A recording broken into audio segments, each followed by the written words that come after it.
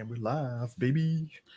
All right, what's up, everybody? Welcome back to another Pressing Buttons. I know it's been a minute. Hey, life happens. Anyway, Shit happens, doesn't mean we bro. haven't been keeping up on what's been going on in the gaming world. So, CJ, what's going on with you? Well, people have been recently watching me play Yakuza Infinite Wealth, multiple 4-4.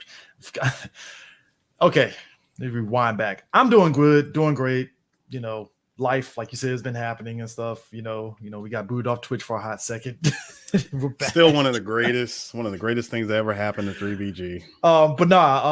Everything's been good. I finally have caught up with the Yakuza series. I initially was going to stream me finishing up Yakuza Like a Dragon and the man who erased his name, and I was like, let me just play these games like normal and just have fun with it offline. And I was like, now I'm finally caught up with Infinite Wealth, and yeah, I'm at chapter 5 right now. I beat the shit out of Danny Trejo. They put him in the game. Wait, he's in the game? Yeah, he's one of the gangsters in Hawaii that you have to face off against. And he has, was it Ramon? Fuck. I forgot his character's name. And God, I just played it last night. But yeah, he's in it. He has dual machetes and, great character. I love it. Hey, man, get that check. Hey, that's look, all I can say. Get that check. Look, man.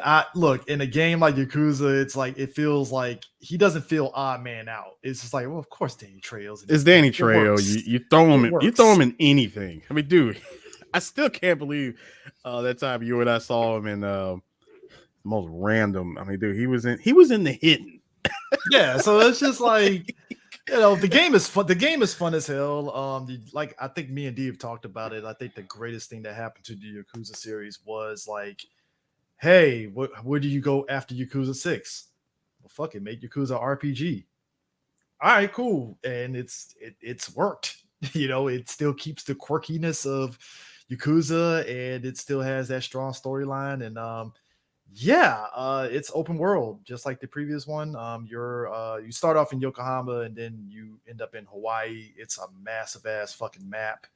And I think it's Hawaii, and there's another island that you pop up in later on in the game. I haven't reached that point, but they mention it in the game and stuff. It's not as overwhelming as a Ubisoft game like Far Cry, where there's so much shit on the fucking map and you're just overwhelmed with stuff, but at the same time, it doesn't feel tedious like a Far Cry game, if that makes sense. Right.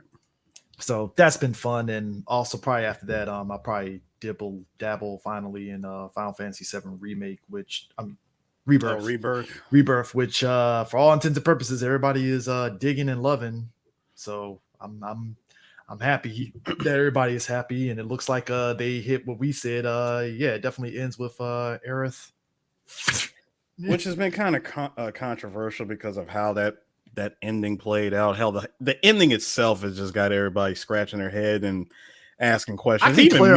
I can clarify this. So basically what it is spoilers for anyone who has not beaten the game. For this game, basically what is happening is everything is going like it did in the original game, but what's happening at the same time, it looks like it's going to explain how Zack and Aerith are like helping Cloud from beyond the grave, essentially, because Zack is in his own timeline, but it somehow is skewed with what Cloud and them are doing in their timeline. Which I need explanations. It's weird. It's weird, but in a way, it's like everybody that thought that Remake was like going so diverse from the original. It's like when you play Rebirth, it's like, oh no, it's still sticking with it. It's just the confusing plot point of Zack being alive in the last game. It's like, oh, so this is how he becomes the Jedi ghost that we see in Final Fantasy Advent Children and him. And okay, because fine. It is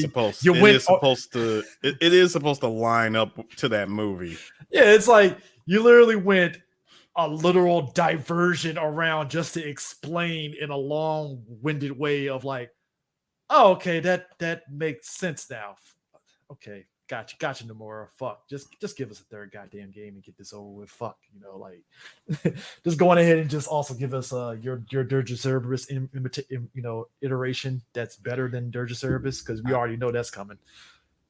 If that ends up being the if Vincent gets the same side game like if Vincent Yoshi gets the intergrade, Vincent gets the intergrade and it's the final, The best finally, version. the best version of Dirge Cerberus. I'm like, okay, all right, Nomura. Thank you. Finally, I mean, took you long enough. Fuck. It definitely took you long enough, but I'm still gonna be side eyeing Square like so. You guys can take probably one of the worst games that you've ever released and fix it. But still to this day, but we still can't get a Brave Fencer Musashi HD remaster. Something. It's one of the greatest games that you guys ever released. Kingdom Hearts 4 is coming next, so Brave Fencer is going to be on the fence for a long while. We'll our kids will have kids by the time Brave Fencer even gets touched. The guy who made the soundtrack for that game still works at Square Enix. He's still there. Yeah, you have time, Square. And every time you have time, and then he's still sitting in that office looking at Square like, "So am I a joke to you? Is like, what this is?" You still have me. Uematsu, man, he came out publicly and said, "I really ain't got it in me to make another, like to do another soundtrack." Yeah, you know. But can I retire, please? You know, it is what it is. But I guess so. That's what I'm doing right now. You know what's funny? Real quick. Dirge Cerberus. I remember when bear in mind, I had bought that game and I bought because me at that time, like a lot of us, we always bought like the FEMA strategy guides for a lot of games because they were really good. They always came with like dope ass like posters and maps and all that and shit, right? Yeah. And I remember playing through Dirge Cerberus. It was like pulling teeth to get me to beat that fucking game. And I remember I beat the game. And apparently, like, if you do a new game plus, you get the ultimate gun.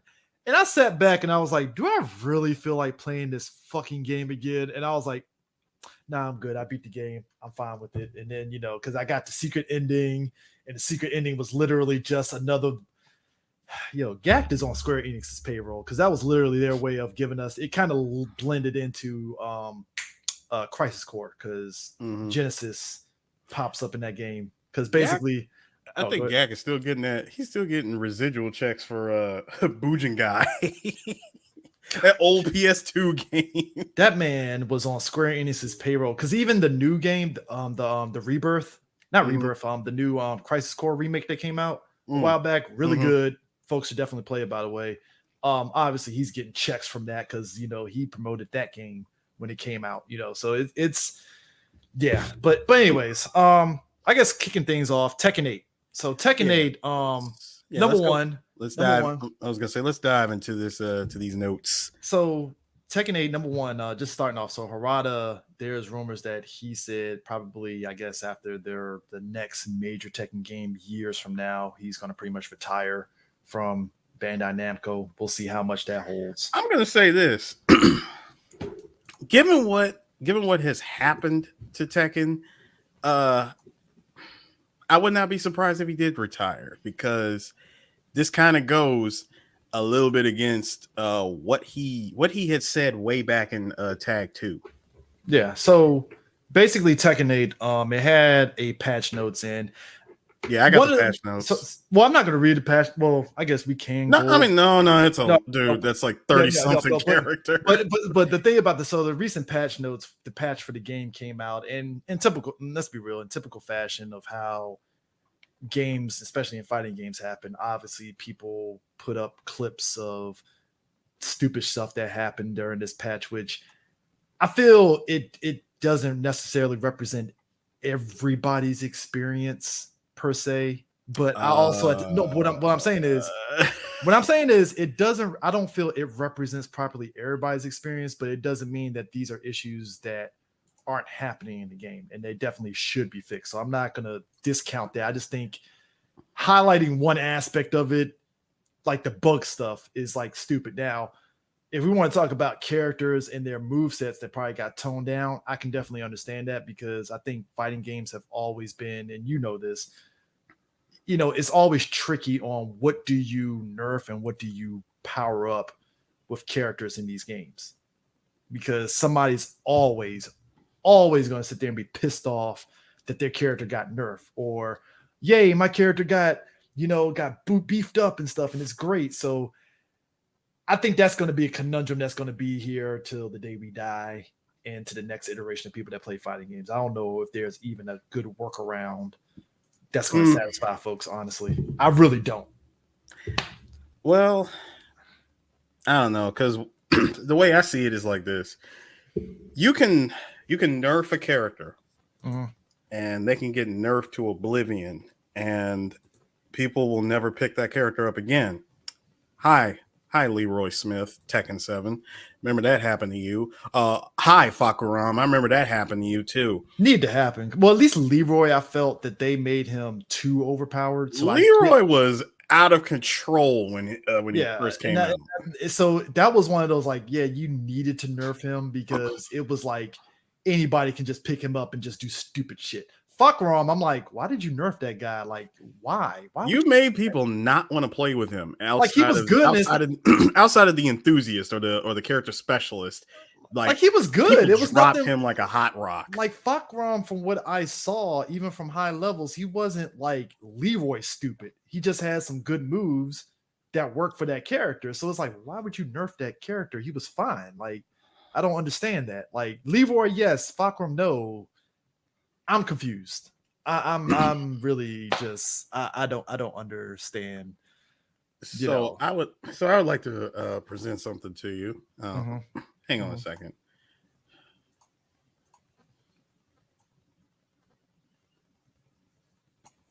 So what we got here, shout outs to Team Spooky.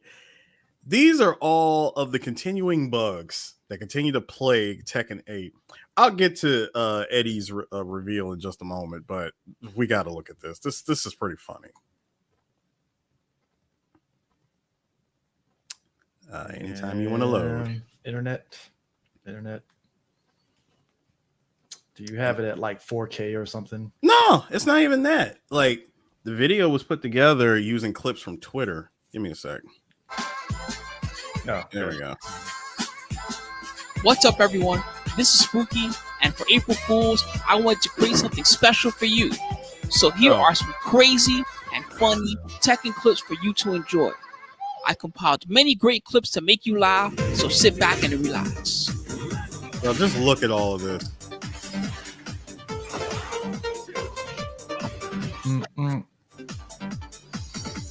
You got a kick. Dude, how does he fly to that other side? I'm starting to feel a lot of this stuff is dependent, though, a little bit. No, a lot of this stuff should not happen. Look at this. What? Now, this is funny. King. Full cutscene. King just says, no, screw this. But again, I'm wondering what triggers that, though. That's my curiosity. The game is still broken. That's what's triggering it. No, I'm saying, what do you have to do to trigger that, though? Because it doesn't seem like that's something that you can just do. There's a lot of the stuff that happens is definitely random. Dude, come on. I mean, let's be real. He's playing in practice mode, too. Because if it was like in a regular match, I would get that. Because I've seen a couple levels in regular matches, and it's like, all right, that's ridiculous. That shouldn't even be a thing even in practice. Like, look at this. Look at this. Where's the walls? I see the wall splat, but come on. You're supposed to at least get out of that at some point. That's provided if you can do that. That's, again, I think a lot of this stuff is depending on can you mimic it. But, I mean, it is something that needs to be kind of looked at.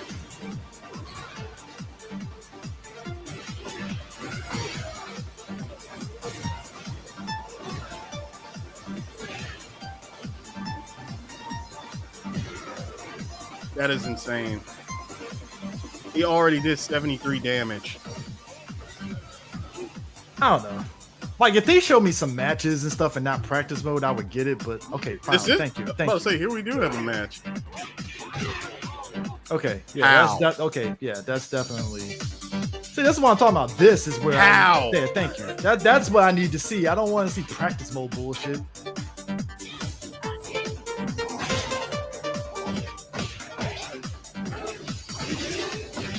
The slowdown.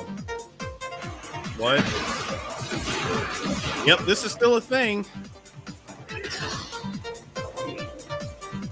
Yeah, that's what I said. Just give me more matches and not practice mode shit. No, but this is a match. I mean, no, but this happened in a match. I need to see more because, like I said, practice mode shit. It's again, I get it, but it's like, show me some matches where that's it. Just show me more of that kind of stuff where it's so happening. You get a trade and both of you can go down to the stage. Okay. All right. This was stupid.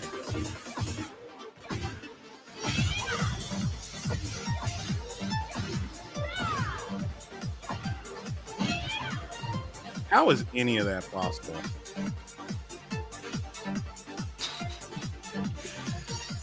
Yeah, we can stop it.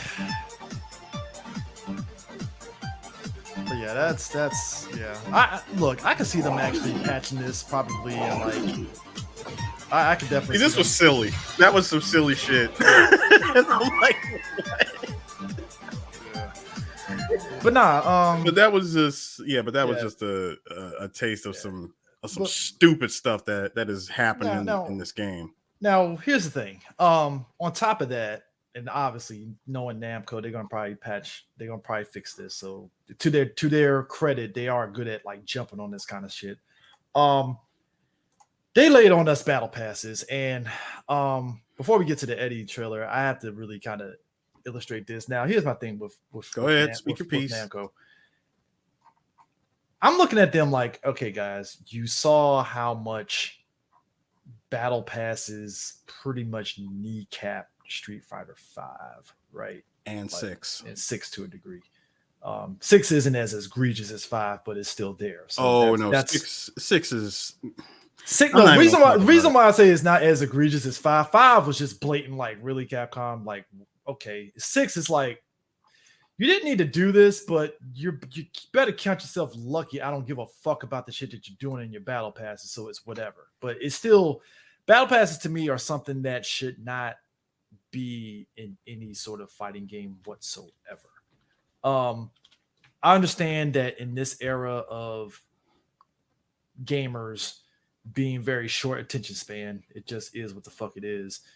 You want to keep people's attention on your games, and I always felt like having seasons for fighting games was the best way to do it, right? Because you want to keep shit fresh. Like, hey, like with Tekken, like was it Tekken 6 or 7? Was it Tekken 7? Yeah, Tekken 7. Tekken 7 started the seasons. Yeah, so Tekken 7 when it did the seasons, I love that because it was a way of like, okay, you're getting people hyped. Like, think about it. Season 1, what happened? That Geese reveal, fucking everybody lost their shit, and boom, Tekken 7 kept going. And every season there was something that was revealed where you were like, all right, cool. And I think part of me feels that last season it fizzled out a bit because of people's expectations. Because I think was it Kunimitsu was like in the last season, I believe. Yeah, Kunimitsu was the last one. Yeah, so it kind of fizzled out at that point, but it was still people were still interested in the game, right? And I think when you do this for this Game Pass for Tekken 8, number one, I feel it kneecapped Eddie Gordo's reveal because number one, the focus is now on you guys doing game passes instead of Eddie Gordo.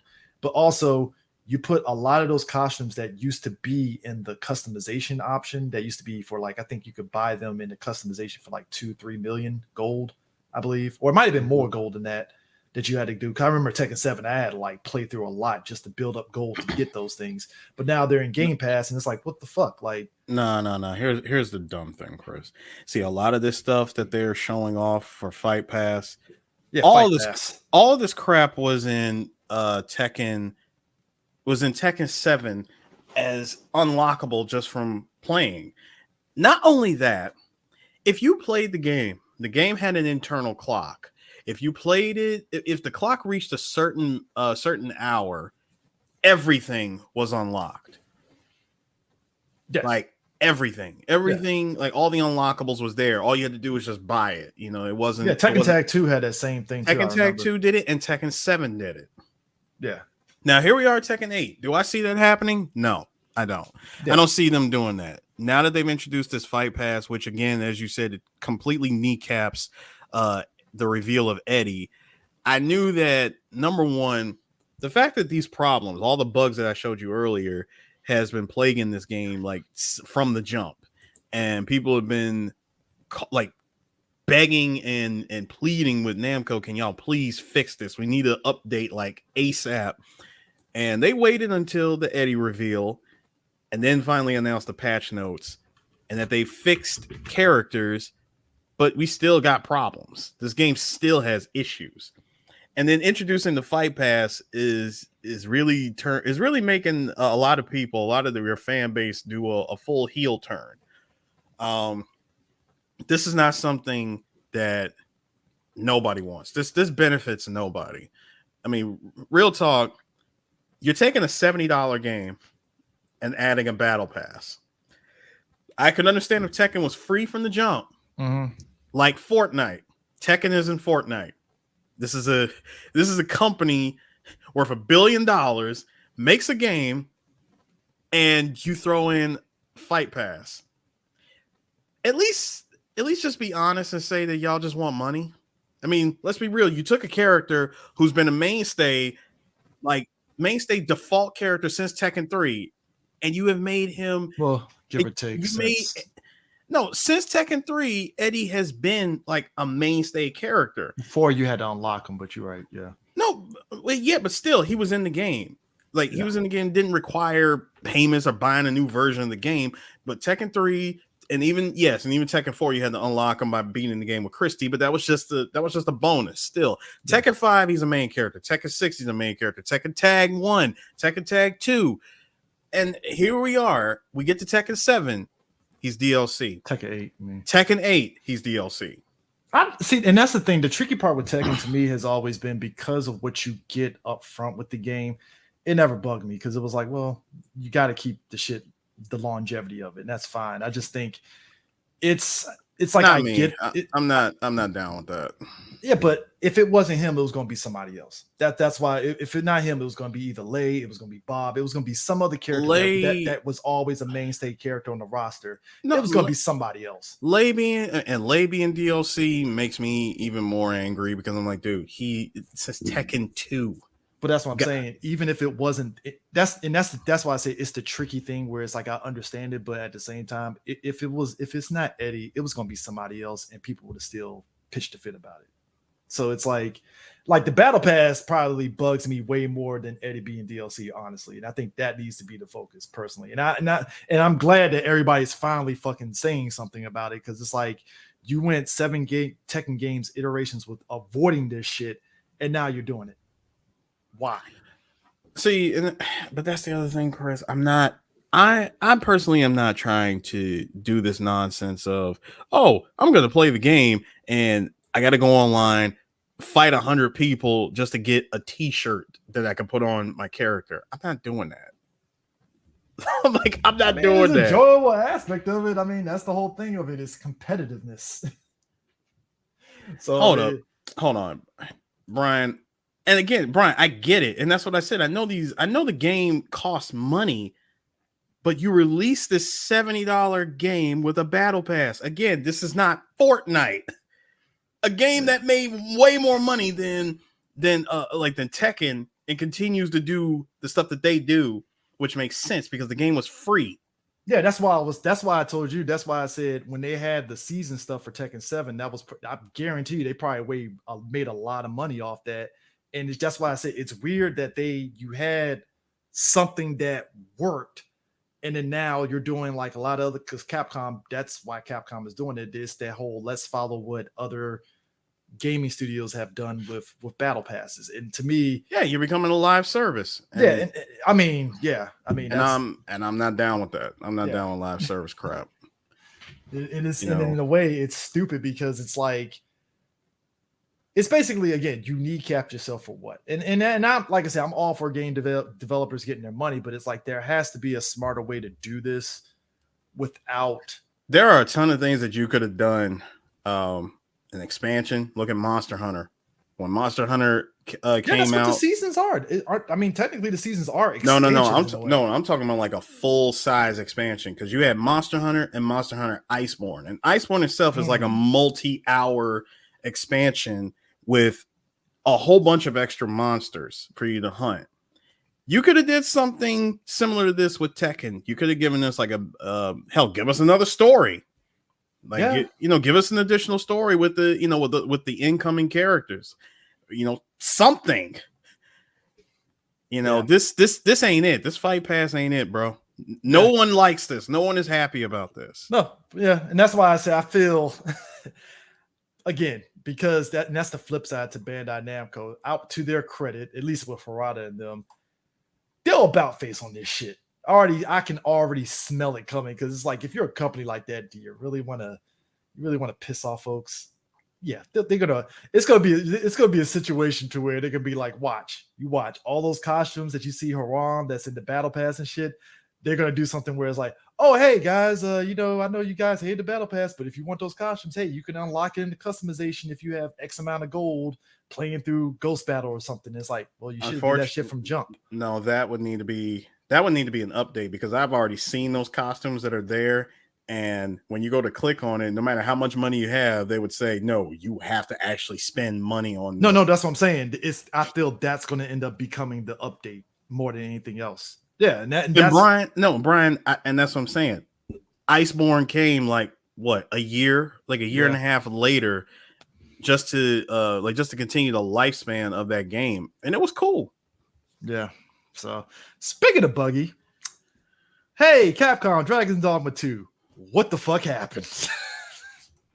Yeah, we need to talk about I have never seen a mixed. Okay, so it's funny how on the front end, when Dragon's Dogma 2 dropped, everybody was excited. Everybody was praising the game, like, oh man, Dragon's Dogma 2 is so great, go great. And I was like, all right, cool.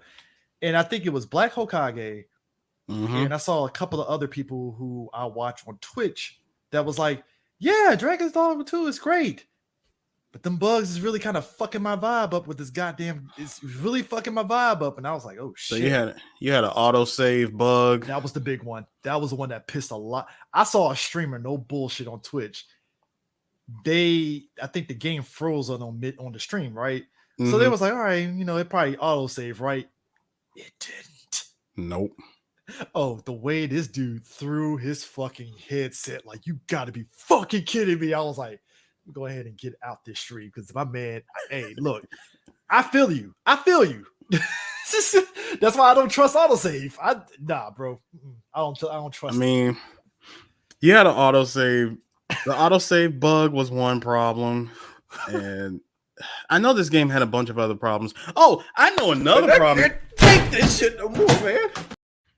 Exactly how I hate you. That's exactly how you gotta, bro. You have to warn me if you're gonna do that. That's exactly how it was. I was like, you know what, man? I feel you. No, you want to know the other problem that this game had? Did this game also come with not a battle pass, but it was something just as egregious? What's egregious in a battle pass? I didn't think you could go worse than that. Other than like day one DLC, I guess. No. It wasn't microtransactions. It was something. Well, you know what? Microtransaction is worse than Game Pass. It is, but it was way worse. It's something that this game did come with, and it had a lot of people feeling some way. Like, oh yeah, it was like, hold on, this is a single player game, and I got to spend more money on this. Suck my dick, kiss my ass, Capcom. Again, Capcom, 2 steps forward, 5 steps back. What are we doing here? Like, you were, like, what the fuck, man? Like, and that sucks too, because again, like, everything about Dragon's Dogma past the bullshit is great. Like, the gameplay is great. Having, you can actually get partners that you can get over the game is great. The customization feature is dope. It's just these bugs and glitches is really fucking up people's like experience in this game. And especially it's bad when your competitor in Boulder Gates 3 is like running laps around your ass still. Oh, especially when the game has like when the game runs like trash on PC. Yeah. And again, you're competing against Boulder Gate 3, which is still holding strong. It's not a good look.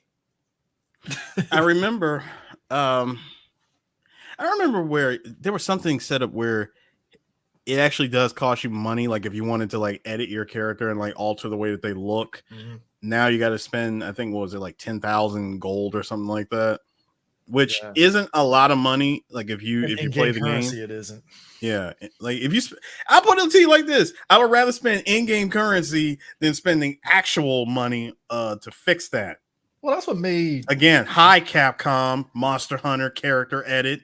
I mean, that's what to be honest, that's what made it kind of stupid for Capcom to offer people to buy fucking red orbs in Devil May Cry 5 when red orbs were plentiful in game. It's like the fuck? Yeah, Like, that's because they set that up for people who did not want to go through the grind of just playing the game over and over and over and just farming. that's the enjoyment of it. Is I know that is, but come on, CJ. You and I, listen. You and I, we about to hit that age. I played through Devil May Cry 4 God knows how many fucking times. How old were you back then, sir?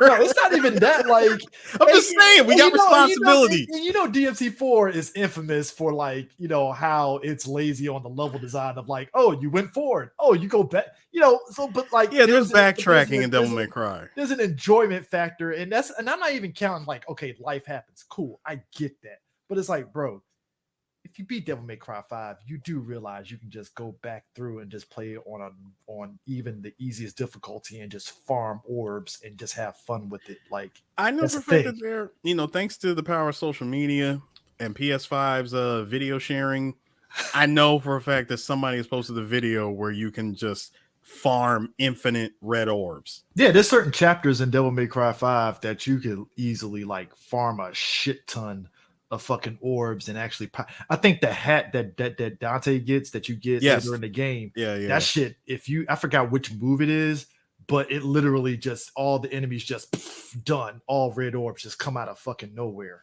So it's I backtrack because that's all I know. Face really is. Shout outs to Mad Chocolate. It really is like because it's Brian, you ain't wrong. Because it's like, to me at this point, it's kind of like right now, like I said, I'm playing Yakuza, right? Because Trey's been watching me play it. Like, I enjoy playing, because even with Final Fantasy Rebirth, when I play it, if people watch me play, I'm definitely going to be doing a lot of like farming and a lot of like, grinding and stuff. Because I like doing that because you can figure out your characters and certain moves that you can do to where when you finally progress in the game, it's like, oh, I can do that move because it only costs this MP and I can do that. And I think maybe that speaks to a lot of folks that, because, in the age of Twitch streaming, everybody wants to be the first to get the game, the first to beat the game, the first to post it up on YouTube so they can post spoilers and shit. And it's like, that's cool if you want to do that, but I just feel like, why rush through a game? Just enjoy it. Like, I enjoy it, right? And I get what you're saying on the idea of like the average consumer just wants to play the game and get through it because time. But I'm like, which is the whole point of single player games. Is when they got, I don't want to say when people got a life, but when they got other responsibilities going on and they don't have time to play a multitude of games, it's like, hey, just give me a game with like a good story, make sure it works.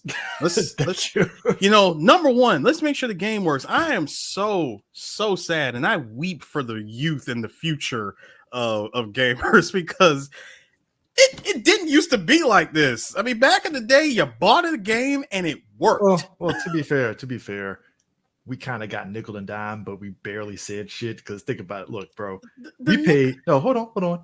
We paid $50 for OG Devil May Cry 3, and then had to turn back around and pay $25 for special edition. Granted, the $25 difference, it lessened the sting of rebuying it. Here's so the I was problem. like, whatever. Granted, me, a person of GameStop stature, on. only paid $15. Hold on, Chris. See, I know where you're coming from.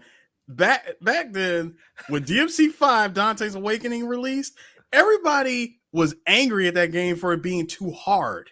It was I think it was the Japanese release that they they gave us the Japanese release. Accidental shit ever, because I remember after I beat Cerebus, everything was Gucci after that in that game. Right. I was like, this shit's easy as fuck, man. Bro, the Cerberus fight was dumb as hell when we played OG DMC 3. I remember playing through it, and it was like I wasn't getting hit because I was blocking and stuff, but I was like, this shouldn't be this fucking hard. But I was still beating it, and I remember after I beat it, I was like, okay, I beat it. And it's like everything else in the game afterwards was like dirt easy, and I was like, dude, after Dude, after I beat Cerberus, I farmed the hell out of his weapon just to max it out because I'm like, bro, I went through all of that hell just to get it, and now that I got it, I'm not letting go of this weapon. So bad because I remember I beat OG DMC3, right? I was like, that was an enjoyable series, but that Cerberus fight, and all of us on the message boards was like, the hell? See, it wasn't even just the Cerberus fight. You want to know the other one that made a whole lot of gamers want to chuck their PS2s out the window? I think it was Mission 21 or Mission 22, where you had to fight on that giant chessboard with all those chess pieces that moved around and like hit you with the swords and stuff. It was hard to break them. Oh yeah. Yeah, it's way later in the game, like towards the end of the game. Well, that I beat part, up the Cerberus nunchuck, so that was like that's what I'm saying. Unless you beefed up your weapons, bro, you were in for a bad time. Why would you not beef up your weapons? Like, hey, some people just wanted to beat the game. I'm like, bro, this is a good game. I wanted. Why would I rush through this? Like, I didn't rush. No, I'm not saying you. It's just that's all right, cool. If you want to rush through it, it's just like, why would you not want to? I want to fucking power up these goddamn weapons and just ace, But yeah, like when Special Edition came out, I was kind of like, well, and that was the other difference too, Chris. Back then, when you got an update, you paid less money for it. Today, $25 still stung. To be fair, no, it did a little. Hold on, a little bit. No, Chris, hold up. Let me back. All right, I got you. Virtua Fighter 4 dropped on PS2. Remember that? Yeah. And that was what, full price game? I think $20 for. Now I never bought the OG Virtua Fighter 4. I know, but we had friends that had the OG version. Oh, I did. I didn't know nobody. I bought Evolution for like 20. So our boy, hey, look, shout out to our boy Dark Roni, Sean. We went to his place. He actually had OG Virtua Fighter 4. Then what? 6 months later, 6 months to a year, or 6 months. I'm gonna say 6 or 8 months year. I mean, 6 or 8 months later, we get Virtua Fighter 4 Evo for $20, and it gave you a whole bunch of extra stuff. I mean, again, I would take that any day over what we have right now. Now, right with that now, I would say, to be fair though, like DMC5, right? It came out with the I think if you bought DMC5, I think you could buy the Virgil DL.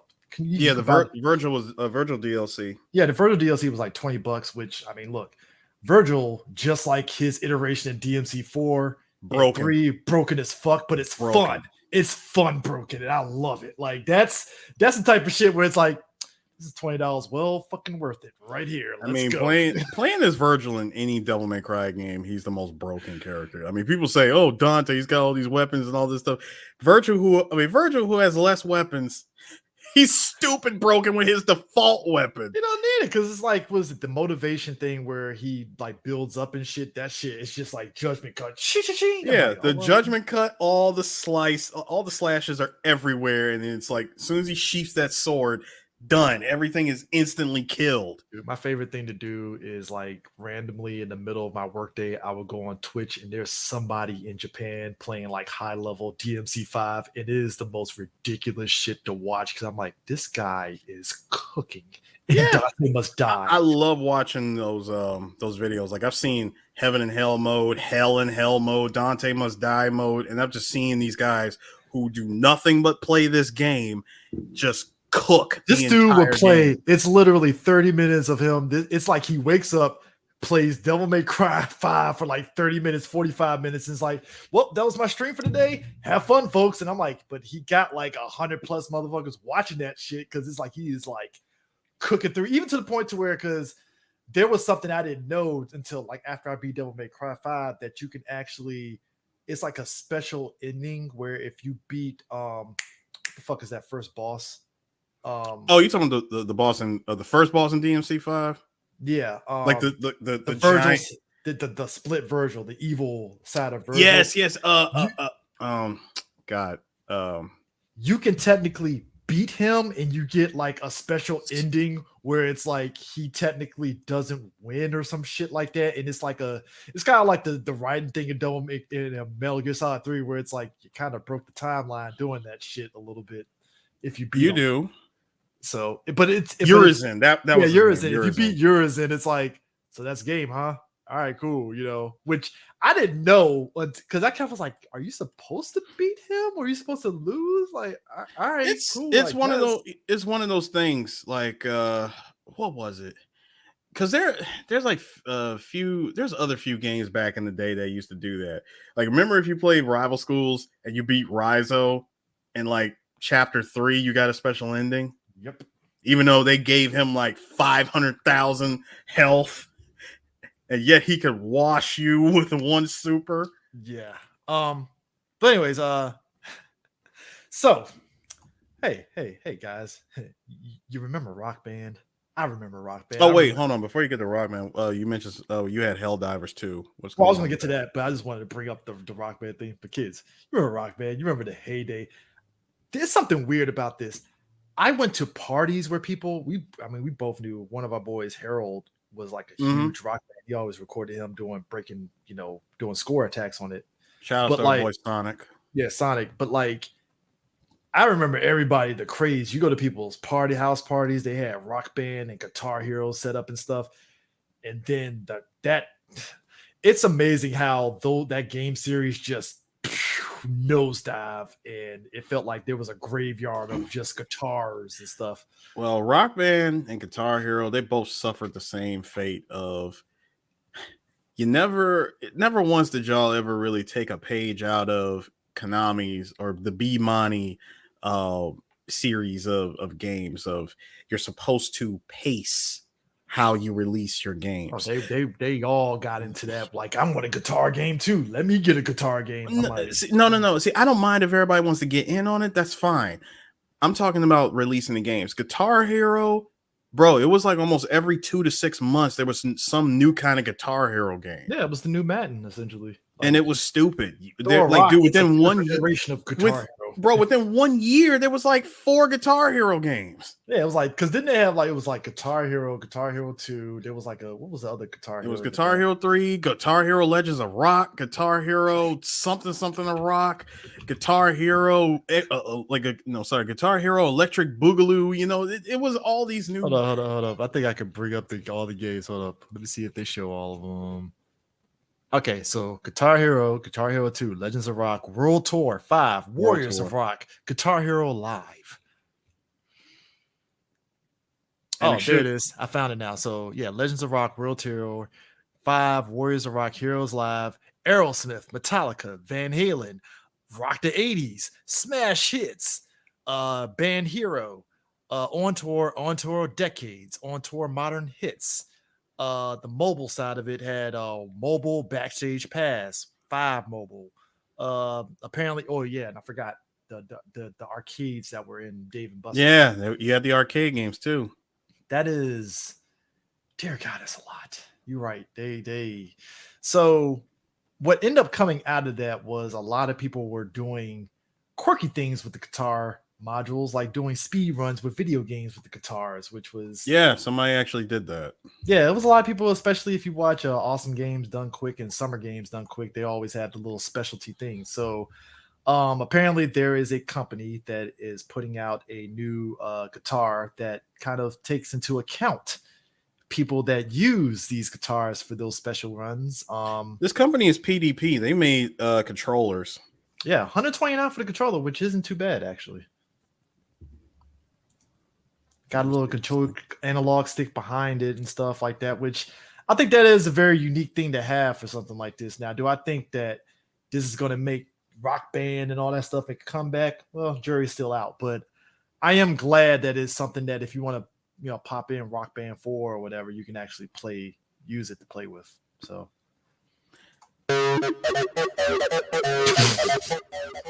Fucking Blade theme. Rock on. Oh shit, folds. This is the Riff Master. I like the look of it though. I'm not. I can't get mad. Wireless. I don't know about that wireless though. Whammy bar, strumming, audio controls. Okay. Got an audio jack. Built-in analog stick. Yeah. Removable. Ooh. Okay. See. PDP knows what they're doing. They know how to make good. I'll give them that. They know how to make controller parts. That's cool. I'm very excited on that. Somebody did play Dark Souls using this controller. Yeah, that's the reason why they put the analog stuff on it, because it basically is like their way of essentially, kind of addressing that and such. And somebody also someone put out a video. It says, "Can you beat Elden Ring with a guitar controller?" I believe you probably can. I mean, look, that's something that's actually pretty great and stuff. So Helldivers, I put that in the notes. Helldivers 2 is like everybody and their fucking mama is playing that game. There's a couple people. Shout out to Prime. He's been trying to get me to get into Helldivers, so I'll probably eventually get it so everybody can tag team into it. I've seen people play it on Twitch and all that stuff. I definitely understand the hype. It looks like a very fun game. I never played the first one. Did you play the first one? I never got into Helldivers. Kind of shocked because I know you were, out of all three of us, you were really big on Battlefield, big time. Yeah, I still play Battlefield. That's why I'm shocked that you didn't even play Helldivers. I'm like, hey, look, man. Unless I see a Gold Magnum sniper rifle in that game or something close to it, I'm like, dude, you can find me on Battlefield 4. Oh man, I think it's kind of. I have no shame in the amount of hours I burned into that game. Look, man, I love Battlefield 4. I look at Helldivers and I'm sitting back like, so is this like the spiritual successor to the fuck was that other Sony game?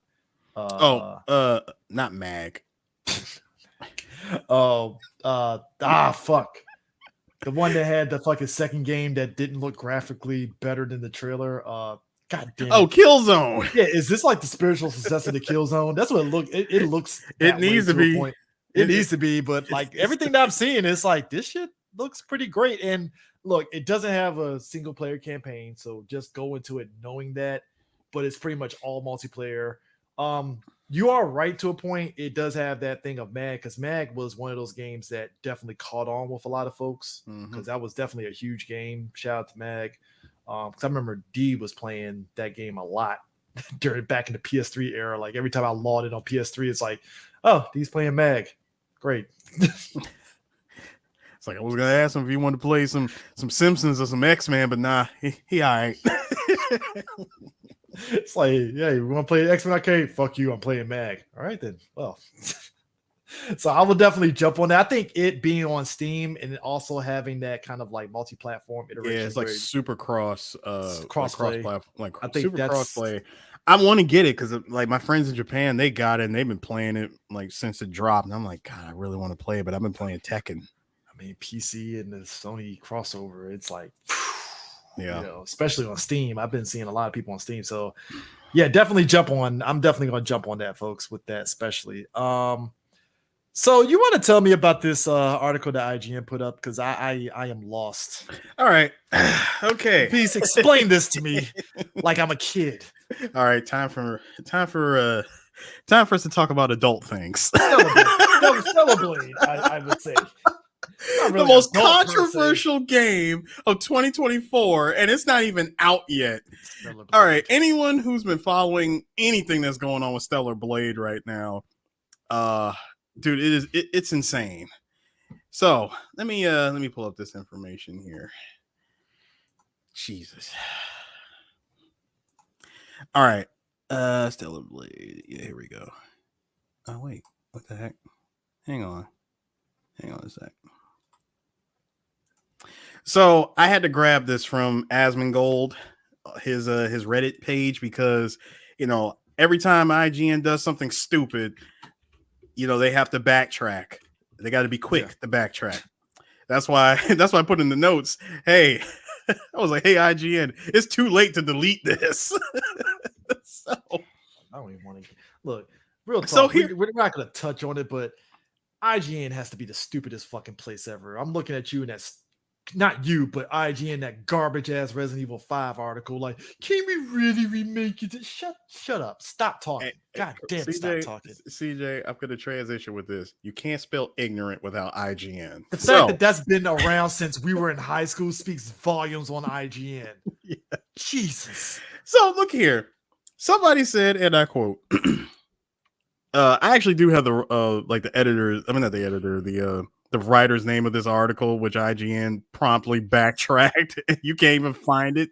So it says it's not new, and other games have chosen to highlight the strengths of their female characters. But where a Bayonetta stands out with the iconic character design, or 2B from Nier Automata inspires an entire generation of cosplayers, Eve from Stellar Blade is just bland, a doll sexualized by someone who has never seen a woman.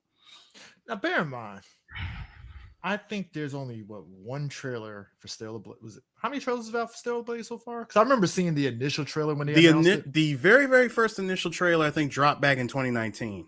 Yeah, so I remember seeing it, and it's like, okay, I can understand to a degree how someone can make that statement, but at the same time, I feel that person that made that statement did it without any sort of context to back it up.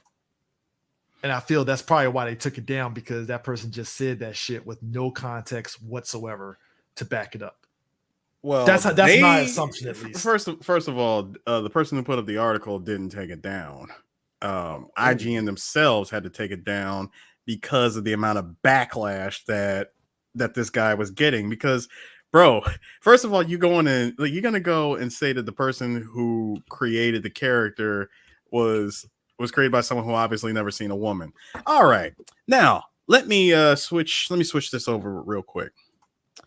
So here we are from Shift Up. What you're seeing right now is a woman who is getting her entire body scanned to become Eve. Okay. Now, the woman in question is a South Korean model named Shin Jae-eun. And I have to say, sir, the accuracy is like there. Yes, they took some slight liberties, but it's like damn near, I want to say 95% her. They changed her face a little bit, but the body is her. Yeah, I see. You know what? Okay, I think I've realized what this is. It's the equivalent of a white person trying to speak for black folks when they just need to shut up. Yeah, it's got okay. You know what it is? It's like how I'm just using this as an example, right? It's like how you'll see a white person sit there and say, "Why did they give Eddie Gordo that hairstyle?" As though they're speaking for black folks. Meanwhile, me as a black person, I'm like, okay, I understand. What with respect to the fact that their hairstyle is being overused. Son, the Killmonger needs to go. No, but here's the thing. The only reason why I'm not tripping off that is because the hairstyles that used to be the staple in games, which was the afro or the fucking military buzz cut, I'm not tripping off the Killmonger. Yes, they need to dial it down a bit on that, because we are definitely it's in every video game now. It's the new cornrows and afro. But the thing of it is, I don't mind it, because look, if even outside of video games, a lot of motherfuckers are getting that goddamn hairstyle. So like it's kind of art imitates life a little bit, unfortunately. Because that's just how black hairstyles are. Look, think about it. Remember when Cassie got that goofy ass long hair on the side and short hair bullshit, and every fucking chick in the goddamn United States had that shit. Or how everyone was copying the well, I wouldn't say copying, but everybody saw what's his name? A freaking dubstep artist. Dude, why is his name escaping me? God, I hate getting old. Gotta start writing it down like this, son of a bitch. No, I'm dead serious. Dude was like super popular with dubstep. Why can I not remember his name? Holy shit. I'm really having an old man moment here. But it's like if a white person... No, it was his haircut. Oh god, he had this song, Call 911. No, not Dead Mouse. Skrillex, thank you. Skrillex, Jesus. Yeah. Skrillex. When Skrillex did the whole half head shaved and the rest of his hair, dude, everybody did that. Hell, I kind of did that. So it's like if a white person sits there and says, "Why they gotta do the Killmonger haircut?" Even though we kind of low-key would agree, we're kind of gonna look at him like, dog, shut the fuck up. Right? We're gonna say that. It's the same thing here. This person literally was like, I'm going to say this, and I know I'm at least right on this, and you'll probably agree with me. This is a person that thought by virtue of saying that they had some fire that was going to be defending women that were like, why is that woman like that? And it didn't really hit the mark that they thought it did. But now the writer for IGN, this is, by the way, this was off of IGN France. Yeah, I forgot they had. Guy's name is Ben Osola, and yeah, you know, some people just do not need to be writing articles. Because my thing is this was probably the worst take ever. Number one, the guy the director, he's married. Dude is married to a concept artist who is gorgeous. So to me, it's like you said that thinking that you said something fire, and it's like, bro, like that's why I said it's not. And we don't have time. At the time, it's not too late. Take down the article. And the thing is this, you didn't. To me, it feels as though you didn't have enough to know about the character to say that goofy shit in the first place. That's the problem too. It's like we got like a handful of trailers, but we don't know how that character is going to be in context of the game itself proper. So why even say that shit in the first place? It just felt like you just said that shit. And it's not even so much that he said it, because it's him and it's everybody else that want to come out and talk out of both sides of their damn necks and say the most goofy shit about a game that, let's be real, a game that's bringing normalcy back to a world that has just gone fucking crazy with what we've been getting right now. Now you've already heard me make my jokes about how a lot of the Western games have been uglifying women. I make my jokes. I laugh at. I know you don't care, CJ. I get it, but no, it's not the fact that I don't care. I just think it's over exaggerated more than you say. Over exaggeration. I kind of look at it and say, look, I'm not 100% on board, but you are on to something. It's like, right, no, because they actually are onto something. Because how are you going to show me what the you're going to show me what the face model for the new Fable looks like? Gorgeous woman, and then I see what her in-game character looks like, and it looks like a fucking orc, and I'm like, bro, what the hell happened? Did somebody's keyboard get pulled out? Did somebody fall asleep on the keyboard and said, hey, this works? Like, what happened? And it's not just that character. It's across the board. Yes, I crack my jokes about Spider-Man 2, Mary Jane. I crack my jokes about Homegirl for Forspoken. I crack all my jokes about all these games that have these female protagonists looking like woof. I don't think the Forspoken character was that ugly compared to like Mary Jane. Now, I'm not saying that she was ugly, but I look at what her face model looked like, and I'm like, okay, face model looks like this. Then I go, what the hell happened here? Like, it doesn't exactly look like her. I put it in the Killzone 2 category where it's like, then it's a lie. Yeah, it's a lot, because it's like, if you say Killzone 2, that's a lie, bro. That's what I'm saying. It's the Killzone 2 effect, where it's like, I know they didn't purposely do it, but at the same time, it's like, what happened in the development process that you downgraded in your graphical quality to do that? Because no, you downgrading, you thought nobody would notice. Yeah, because it's like that's the thing too. I think in the core of it, a lie. Yeah, that's what, at the core of it, it's like, I know they didn't do it for some like, we want to make these women look less ugly, but it's more like, why did you downgrade the graphical quality of your game from what you showed us? Because again, that's even with respect to a trailer. That's why I always respect gaming companies that actually put disclaimers saying, hey, this doesn't represent what the game looks like. And I think the mistake that's Forspoken and even Spider-Man 2 ran into, where it's like, you didn't put that disclaimer up, so you just put the expectations here, and then now when the game proper comes out, it's here now with the characters. The graphics for Spider-Man 2 is dope, but it's like, you showed us this Mary Jane. Why graphically is she looking this? I mean, now it's not like to the sub-mid. Sub-mid. I can't even say sub. It's just mid, but it's like, why what happened in the translation in post-production that led to this? I'm curious on what happened. And the thing is, I don't think we're ever gonna know. But I do know one thing.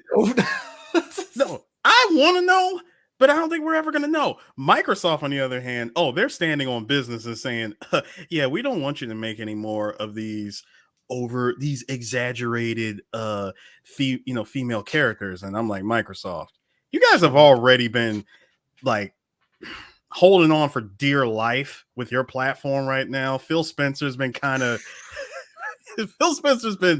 saying shit that does not make you look good, by the way. Now you got this fucking understatement. And now you got this. Now you got this stuff coming out talking about you don't want to make pretty girls anymore. So that Cortana that we got from Halo, the attractive one, the thick one, we're never gonna see that again. Is that what you're saying? All right, cool. Makes me wonder what the hell fucking Kate's gonna look like in Gears of War 6. Not ready for that. But going back to Stellar Blade, the reason why everybody's freaking out is because finally, after years and years of all the craziness that we've gotten, we get a game that takes us back to a time, I'm going to say a simpler time. Now, naturally, when I first saw the game, I said, okay, how does it, like, I wanted to see gameplay when I saw the initial trailer. Had to wait like a year later, we finally get that trailer footage, and we're seeing gameplay, and I'm like, okay, at first I'm thinking this is going to be on some Bayonetta, Devil May Cry type madness. Yeah. But no, upon looking further, and I actually watched the demo because I don't have a PS5. Upon watching the demo, the game is definitely like Sekiro or Sekiro. Like Sekiro and a little bit of Elden Ring, or it's got Soulsborne like features, but it's not a Souls game. So it definitely takes a lot of cues from Nier Automata as well. So on the surface, it does not play like it doesn't play like Devil May Cry or it doesn't play like Devil May Cry. Speaking of downgrades, Team Ninja, Rise of Ronin. Okay. Far be it for me to say it, but I'm gonna say it anyways. I'm kind of tired of companies doing their gameplay like the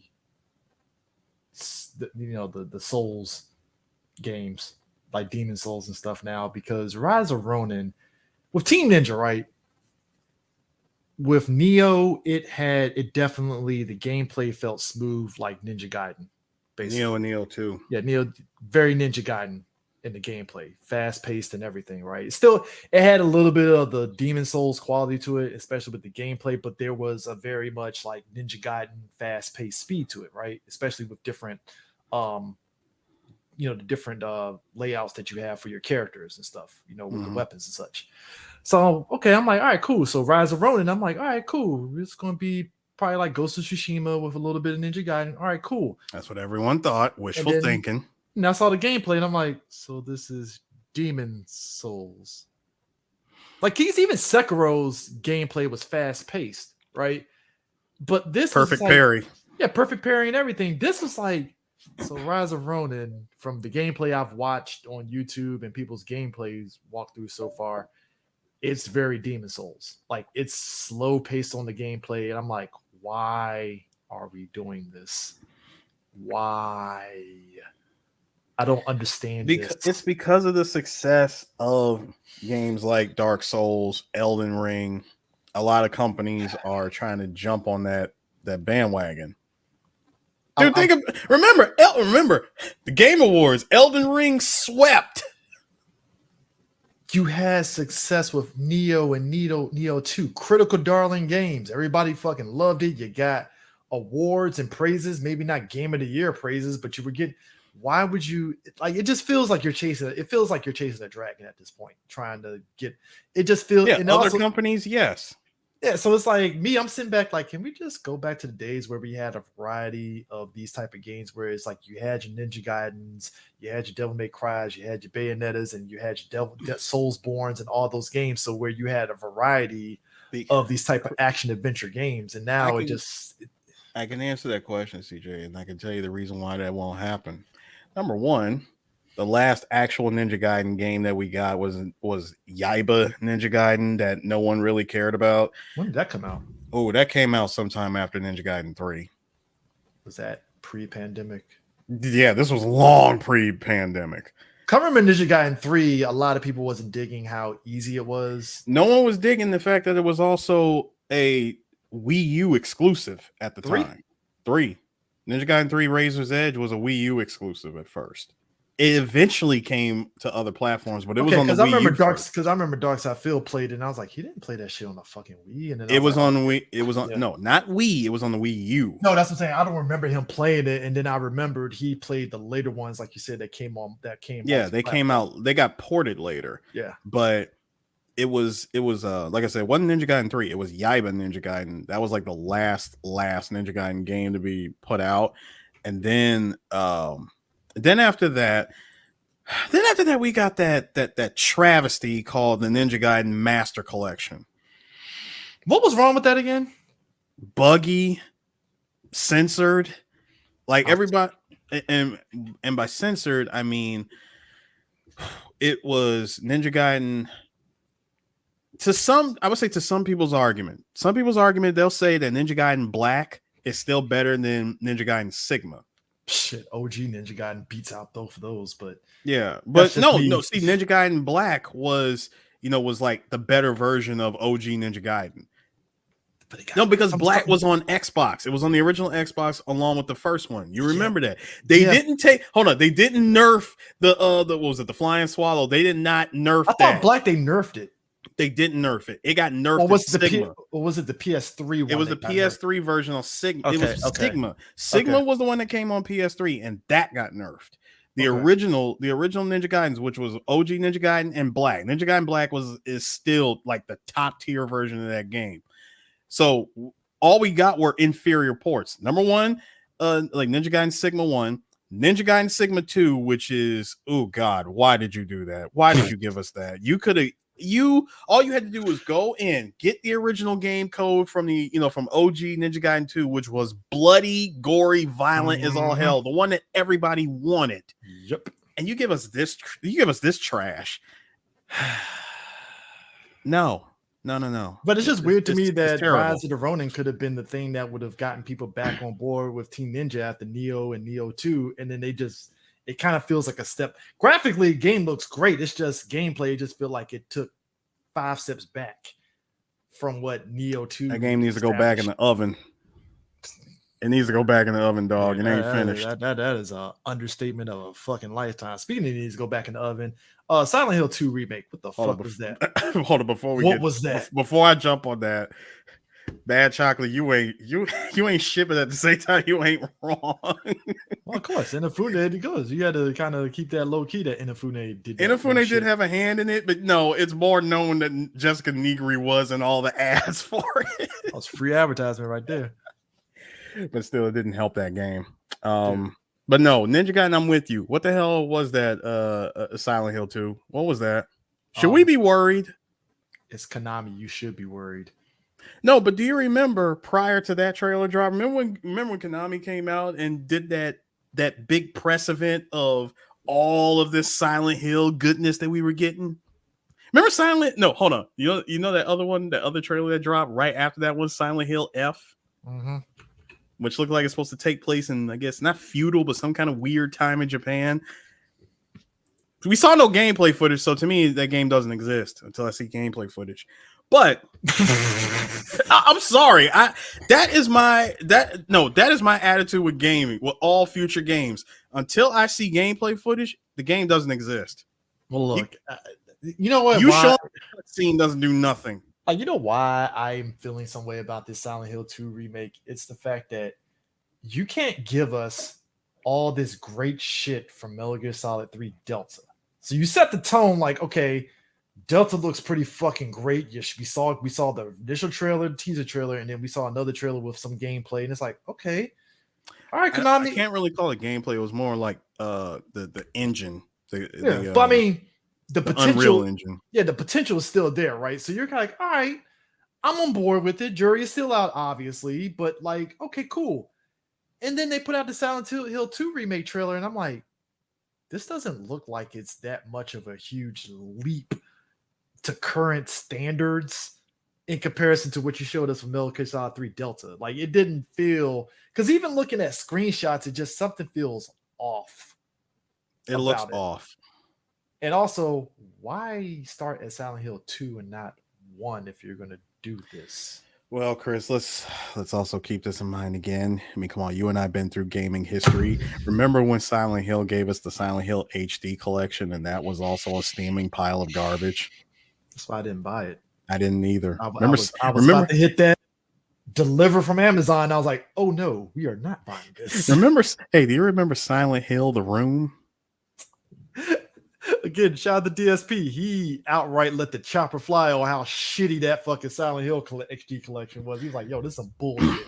Bear in mind, I rarely take that dude's, verbatim on a lot of shit, but when the fact that him and other people were echoing the same sentiments, I was like, okay, well, shit. Hey, look, I said it many times before. A broken clock is right 2 times a day. So, hey, like, he got both his times right on that. And he played through the game, so and he did play through it. Of course, he was getting money off of it.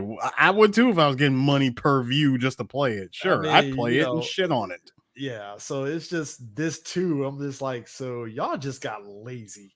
Now, do I think it?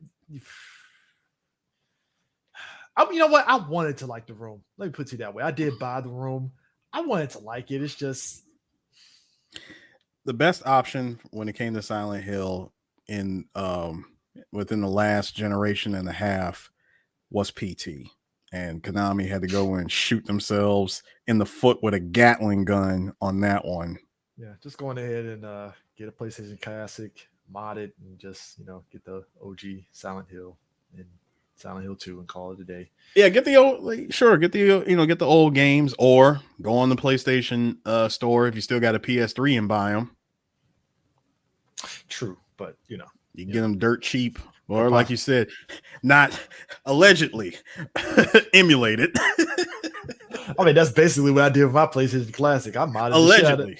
Hey, look, full disclosure. I mean, hey, I bought it. I can do whatever the fuck I want with it. So I modded the shit out of it. Again, you can. So, yes, you can mod it. That is. I paid my money for it, so I can do whatever the fuck I want to with it. Man, you allegedly emulated. Please. So Tony gonna fucking come to my house, kick open the door, and then get a sledgehammer and bust it. Fuck out of here, Chris. You better not hope that 3BG ever makes it big. I'm just saying, internet's forever. What are they gonna do? I ain't saying Sony. Brand deals. Look, I'm not gonna let you sneako us, all right? Look, no, it's just like no, because look, I'm messing with you, Chris. No, look, man, look. Here's the thing. In the age of in the age of streaming, I'm already feeling some way that gaming companies want to try to pull that fucking gaming live service like their Netflix on us with gaming, and I'm like, oh yeah, you just pretty much open the door for people to ride the pirate ship, and they will. Because at this point, why am I like, come on, like, why would you do that? Like that. So at this point, yeah, I'm gonna add, like, it's kind of like, look, Jim Sterling said it best when Nintendo tried to play that bullshit with him. Here's the fucked up part about Nintendo, by the way. So Nintendo recently, they basically kneecapped this emulation company that was emulating their Nintendo games, right? Mm-hmm. And it was the stupidest and pettiest shit ever. Because I'm like, Nintendo, why would you do that to an emulation company that was actually helping you out with your games that you were putting out, right? You gotta remember, it's Nintendo. They don't care. Sony turned around and they actually reached out to, I forgot which emulation company, but they reached out to that emulation company. It was like, hey, can you guys help us with some of our older games for releases on our PlayStation platform? And it was like, yeah, sure. Oh yeah, I'm leaving with something. Like, nah. Like, nah, bro, like, you can't just, because that's why like streaming right now, a lot of these streaming platforms, like, we're looking at you, Warner Brothers. Recently Warner Brothers, they took down a lot of their movies off of Max, which I'm like, what's the point of me having HBO Max now? Like, why? We're also not even going to get into it about how Crunchyroll basically absorbed a Funimation like Perfect Cell, and because of whatever contract or whatever was going on at Funimation, if you bought any digital version of anything, none of your digital purchases get transferred over to Crunchyroll. Oh, and on top of that, Crunchyroll, on top of that, just to add, we're going to take that giant open wound and we're going to pour an entire can of Morton's salt in it. Crunchyroll had the nerve to say, hey, $25 is what you was paying a year, right? Well, now that we've absorbed Funimation, get ready to spend that $100. Because fuck you. That's why. Man. So, yeah. With all that in mind, everybody's going to be sailing the 7 seas eventually. Yeah. Streaming services is causing that. Gaming going into live services. You might as well say 100%. You might as well say 100%. Yeah, yes, we do know. Oh yeah, retro section of Twitch is 98% of folks just emulating, and that's not even a lie. Oh, it's great to watch. Now, hold on. Now, you could be like certain folks. Shout outs to our boy Carsey, who does play on original hardware. Especially whenever he's doing like his speedrun practices. Yeah, Resident Evil ones, like the OG Resident Evil. All of his Resident Evil games. Which I have to imagine trying to set that up with like newer sort of streaming software has to be a pain unless they made it a little bit easier now. No, unless you were one of the early adopters who bought Elgato products from the very beginning. I bought the original Elgato Game Capture HD, the one that looked like freaking box, the one that you can actually plug in component cables for. Yes, it came with a full 1 second delay when whatever you're doing on TV shows up like a full second later on your monitor.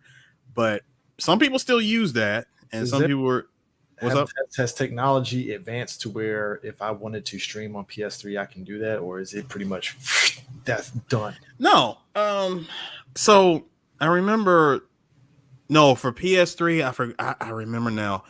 PS3 has that damn HD, the HDCP block on it. So when you if you try to go from HD, was able to do it back in the day. Then everybody was doing it using component cables. Not the yellow, red, and white, but the freaking 6 cables. The green, the green, red, and blue. Yeah. By using that. Or you had to go out and buy an additional piece of hardware. You had to buy an HDMI splitter that has the bypass for the HDCP protection. Mm-hmm. So if you wanted to run it from HDMI to HDMI, you could do that. But you had to buy a secondary piece of hardware in order to bypass it because because fucking PlayStation is stupid like that. Folks, I have been wanting to fucking stream 50 Cent Blood in the Sand. It's for just to show people how great that game is. Better get it on Xbox. Look, man.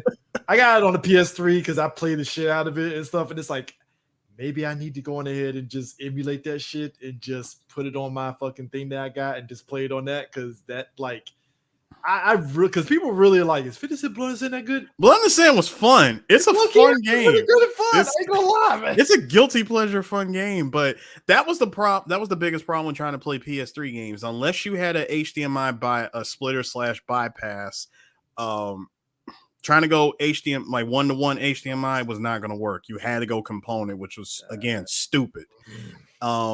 And then remember, PS4 gave you that. We had to wait. Of course, you had to wait for that option because you couldn't go HDMI to HDMI. You had to wait until they did that software update where you can go in and hit the game capture mode.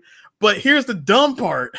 I think if you put it in, if you added the game capture mode on PS4, if you're playing, remember all the cutscenes would get blocked. Oh no, that's why like when I streamed on PS4, I turned that shit off when I was streaming. Not directly streaming off of it, but like so the Elgato that I'm currently using with playing on PS5, I use that on PS4. But in order for that to work, so it didn't block, you had to turn off one of the options in the settings to where you can actually use it. The downside is if I want to play Blu-rays on the PS4, PS5, I have to turn it back on. I got to turn it back on and play Blu-rays and stuff. So that's the only hang up with it. But even then, I always felt it was stupid that Sony did that bullshit of like, hey, let's block cutscenes because that's when the reason live streaming from within the PlayStation. That's the reason why I'm actually going to go back and replay Kingdom Hearts 3 because I remember I played it on the PlayStation 3 at the time. it was the most shittiest fucking experience streaming because everybody was watching it and loving me playing it, and then cutscenes blocked it. I was like, I remember coming in. I was like, "Hey, this cutscene's blocked. I can't see cutscenes." I was like, okay, let me go ahead and buy this shit. I'm like, this why are you bullshit. streaming? I was like, why are you streaming within the PlayStation? Yeah, I think Yakuza 6 was the first game I streamed off to the Elgato and stuff, and everybody enjoyed that run. But I was mega pissed because I'm like, the fuck were you? Why are you like, yo, let people play the goddamn game. I'm like, bro, nobody uses this. No one who really takes streaming seriously ever streams within the console. I mean, the only people, it's the most handicapped version of it. I mean, the only games I've seen people use the PlayStation streaming for is stuff like Sims. Yeah, something that's not going to get blocked. But Sims, which funny enough, I forgot how huge of an industry the Sims is in terms of streaming. By the way, shout outs to everybody that was doing what was it, live from PlayStation. All the incriminating shit that we saw year one. I saw people get high. I saw people smashing. I saw Doc Hatfield jerking off in front of it. Well, no, he didn't do it. He wasn't.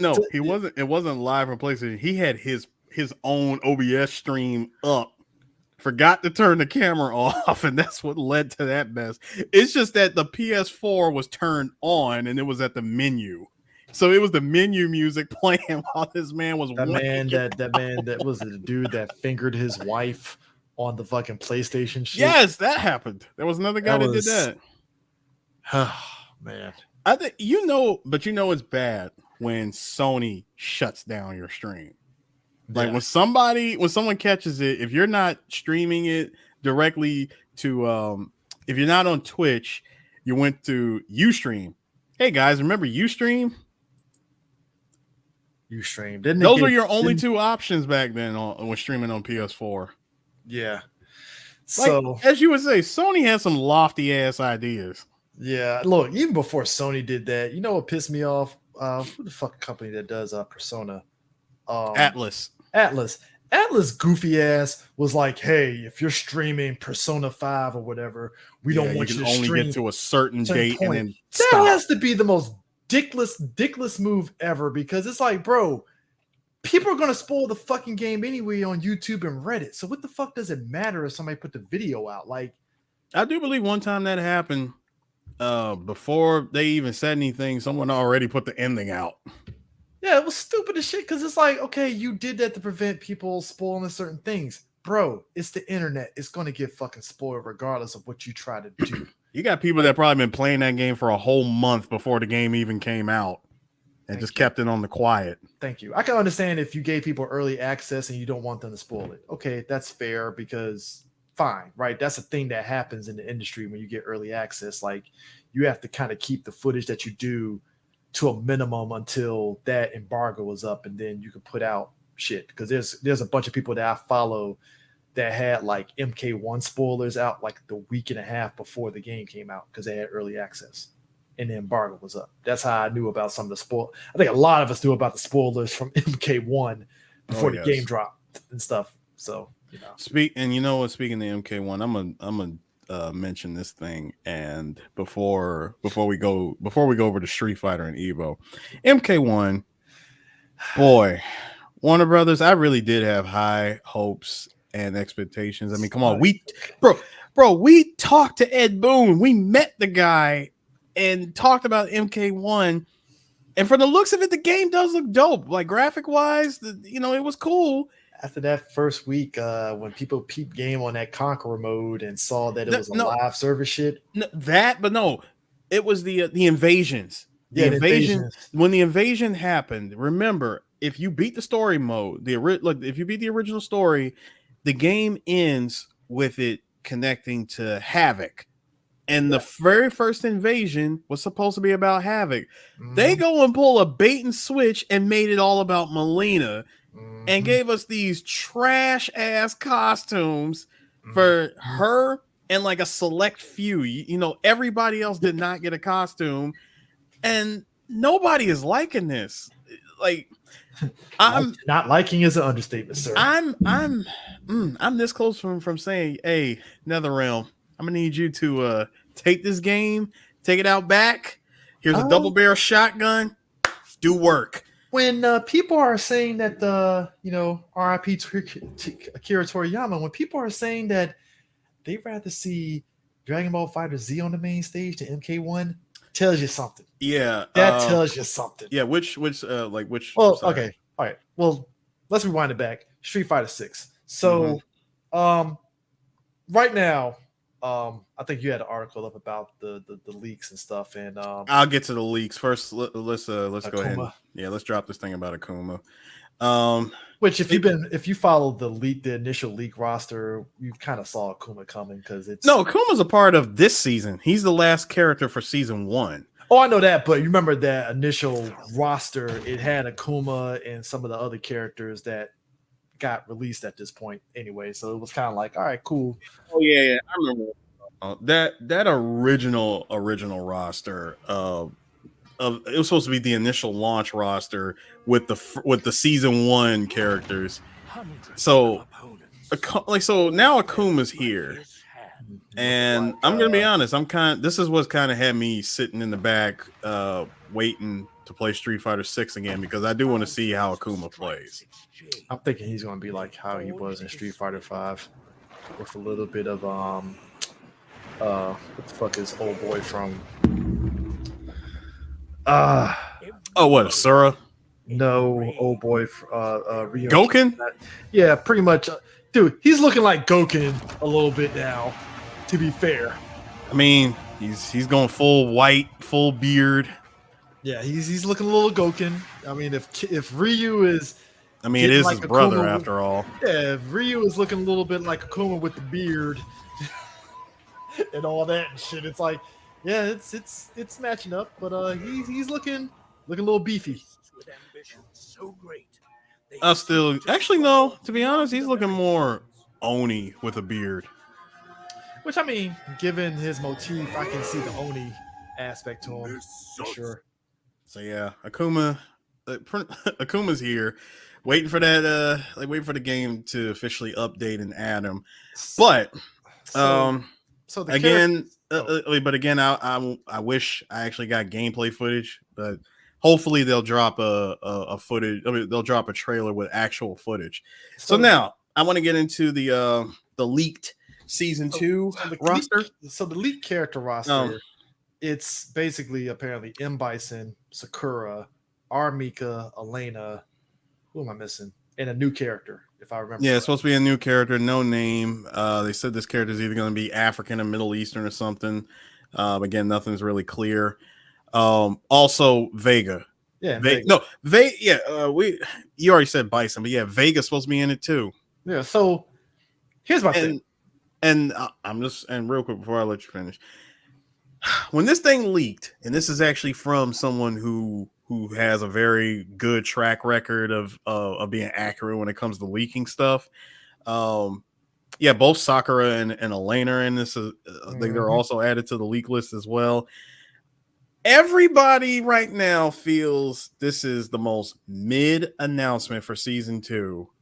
Yeah, ever. It's only mid because their fave didn't get picked, and that's that. And I gotta be honest with you, as much as I can understand the sentiment of calling it mid, I gotta also say, tough shit. Sorry, there are characters that I would love to see come back in Street Fighter. Trust me, I think me, you, and D have talked offline at length of certain characters from like Alpha 3, Third Strike.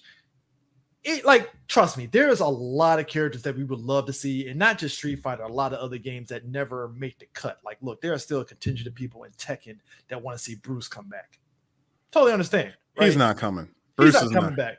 Bruce is not even popular. Yeah, so it's like, I can understand it, but at the same time, again, it's only mid because your fave character that you wanted didn't make the cut. Well, I totally understand why this is mid, because half of these characters were DLC characters. Like, for example, Sakura, this is the second time that she's been a DLC character in a Street Fighter game, because she was DLC. When was she? 4. That was super. I still count that as DLC. Even though when you buy super and all those characters came with it, I know, but I still kind of count. I don't count that because you weren't because if you can't because if you can't buy the characters separately, then it doesn't count. You had to buy a whole new game, which everybody had already abandoned the old game anyway. I mean, it was still, but yeah. No, this still counts as the second time because if you're buying the characters individually, like you could buy Sakura by herself, and you can buy her by herself in this game too. For them to make Sakura DLC and now Elena is DLC, to me, it's less. I think it's more so people just wanted. I see a lot of people, they want Sean. Trust me, I definitely want Sean to come back, even though I want Sean. We all know that Luke is supposed to be Sean. And no, he's not. Shit. No, he's not. Shit. You look at the move of how Luke operates. In that I've seen how Luke operates. I've seen his functions, if you will. I've seen how he moves. You're not Sean, dude. If you're not tossing the basketball at people, no, you're not him. Take the basketball out the equation. The way he operates, I could see a lot of Seanisms in there, especially the way his tackles and all that stuff. I see it. You know what else I see? You know what else I see a lot of, CJ? I see a lot of people saying, "Hey, delete Luke, make Ryu the main character again." That's why I'm saying those kind of comments. That's why these things are called in mid. It's like, okay, I can understand disappointment, but like I think Ryan Hart came out and was like, I don't know if it was Ryan Hart. It was somebody that said it would be nice if we knew ahead of time what the character roster would be, but I think that defeats the purpose of. Because they got to make these announcements at Evo, and everybody's got to get hyped when they see a character and gameplay footage and yada yada yada. The same stuff that we've been seeing for like the last 8-10 years. Oh, but past that though, it's like I think it defeats the purpose of, because to me, they're like Ryan Hart and them are coming at it from the competitive aspect of I want to know what character I'm getting ahead of time so I can strategize. And I'm like, okay, dog, deal with it. Like you act like you're going to get some super secret advantage. No, like, okay, let's say you knew ahead of time that you're getting Sakura. How is that going to necessarily change how you play? Well, it's the same way how people who got a hold of the full beta to play and continue playing Street Fighter 6 as well as Tekken, because remember, there's still $1 million. I think it's what, $1 million or $2 million or whatever riding on this right now. So I thought the person already won it. Man. Oh, Evo Japan. That's right. I forgot Evo Japan. Yeah, Evo Japan's happening, but but just going off of these characters. I mean, me personally, I'm kind of in the middle. Like I expected this. I expected you to make mainstay Day Uno characters DLC, because I mean, hell, everybody's doing it at this point. You're bringing back in Bison. Why? I really want to know. You saw how Street Fighter 5 kind of went. I mean, Street Fighter 5, he's pretty, you killed him. He's gone, but Bison's clone, because Palpatine. And even it's supposed to be no, don't do that. Don't. God, I hated Star Wars for doing that stupid shit. But did you know Street Fighter does that same garbage? Yeah, Street Fighter does it too, but I mean, bro, then what's the point of JP? What is the point of him? Don't be bringing back these characters if you're gonna. Oh, good. Don't be bringing back these characters if you're gonna do some stupid shit like this. I mean, that's just my opinion. Look. Spoilers for Tekken 8. Just when we thought we were done with the devil shit, who pops up? Fucking Reina has the devil gene. And I'm like, that was just going back. Like, I'm not mad at it. No, that was no surprise whatsoever. Like, to me, I'm not mad at it because now you have a different dynamic with her and June, right? Like, obviously, that's what they're gunning for. Like, June is going to be the one that has to probably take her down now or some shit, because it's not like Jin has beef with Reina. He really doesn't. So it's. I don't even want to go into the story of Tekken 8, because even though the story to me was a little bit better than 7 story mode, there was like all of these interactions and like between certain characters where I'm like, you guys have history, no one's bringing it up. You guys aren't even talking about the history that you have with each other. Because case in point, remember Asuka and Jin was supposed to be a thing, like they're supposed to be family, and yet they don't even acknowledge the fact that they're family.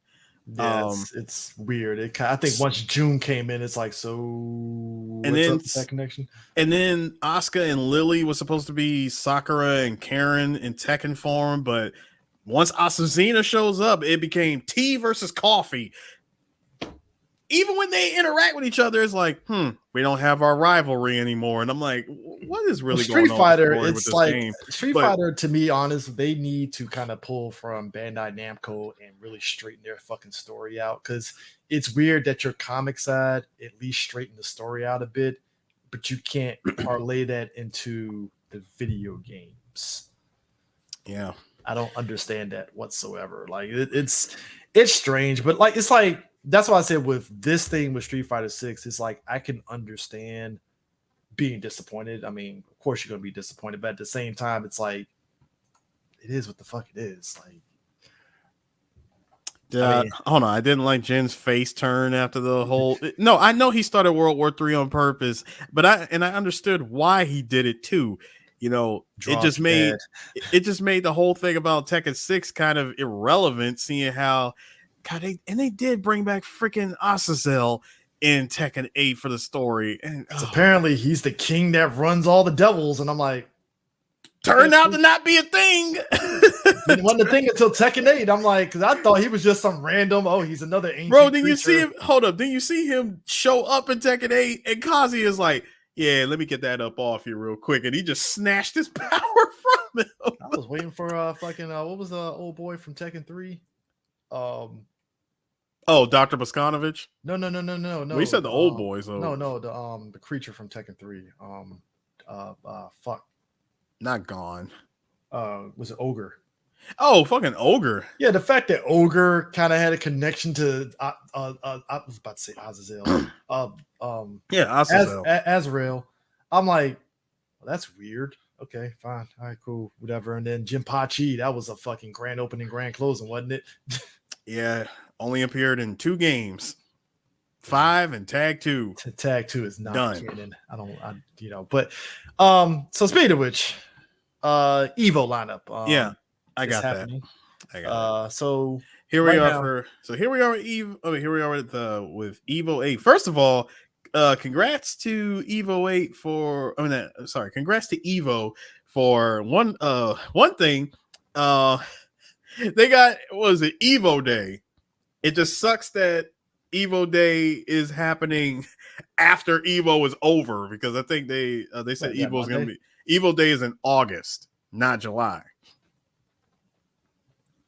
The fuck, they expect people to fly to damn Vegas? No, I mean, it would have been cool if they held Evo during a weekend of Evo Day or something, but they're doing Evo the same time as San Diego Comic-Con this year. And no, it's before that, because you remember, it's DreamCon is the same weekend as San Diego, and Evo is like a week before. So I thought Evo's the same week. When is San Diego? San Diego is July 25th through 28th. Evo is literally like it's the week. So it is the week before. Yeah, it's the week before. Because remember, DreamCon and Evo were the same weekend. And a lot of folks was like, "Yeah, I ain't going to fucking DreamCon because of Evo." I'm not going either, but that's because of reasons. But I got my reasons why. Now you got, and which, if you think about it, Evo and San Diego Comic-Con being on the same weekend, it's kind of a counterproductive thing on both conventions, because on one hand, you're still going to get a lot of people going to San Diego. The other side of it is those people that's going to Evo would have more likely been at San Diego Comic-Con too. So it was kind of like a thing that was going to hurt. And then you add DreamCon to the mix. It's a fucking shit show of a mess. So money wise, it made sense to have Evo out of the crosshair of San Diego Comic-Con, if we're going to be honest. I would, and me personally, I would have really only went to Evo to just check out the merch. Just to check out the merch. I think Evo, what's been great about Evo, and I think this is the thing. Give me some buttons. Yeah, I think the biggest thing that's been great for Evo and its evolution is that instead of it being strictly just a outlandish fighting game tournament, they have found a way to kind of make it a sort of convention experience on top of it being a fighting game tournament, to kind of give people more bang for their buck for being at Evo, which I think is a good thing. And because not everybody's there to participate in the tournament. Yeah, it's a smart business decision too, because now you got your average person. It's kind of like basically kind of like esports in a way. Like you people may not they might not play Dota, but they're gonna fucking go to this event because they have other things happening during these Dota events past just the competition. Yeah. And I So think that's a smart play to do it. here, number one, I was surprised to hear that Evo is now going back to the Las Vegas Convention Center. They finally left the Mandalay. They left the Mandalay Bay, and now they're at the Convention Center. Yeah, it's a bigger space. I think. Yeah, I think it's a bigger space in at the convention center. They also have it. It's I mean, it's such a big space that even the main stage at the convention center, they can still set it up like how they had it at the Mandalay Bay, and it makes it easier to where people can either go to inside the main convention area and watch the main stage stuff happen, or they can just still kind of peruse the vendor hall and still kind of keep aware of the action, which I think is a good thing. But yeah, Third Strike is making a comeback at Evo, as you can see. Yeah, well, here's the full lineup. We got Street Fighter 6, Tekken 8, Grand Blue Fantasy Versus, Under Night and Birth. Under Night and Birth 2, Mortal Kombat 1. I don't know why that game is even there. Guilty Gear Strive.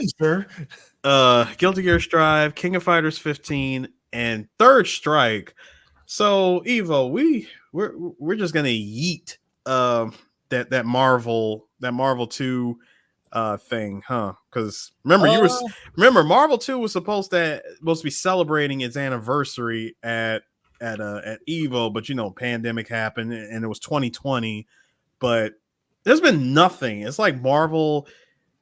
Everybody knows you see that space sitting right next to Third Strike. If that said Marvel versus Capcom 2, folks would be going nuts right now. But I mean, granted, there's still time for a surprise, so you never know. But dude, that thing is going to be a salty sweet. I mean, you already know that thing is going to be a side game in the corner, a salty sweet.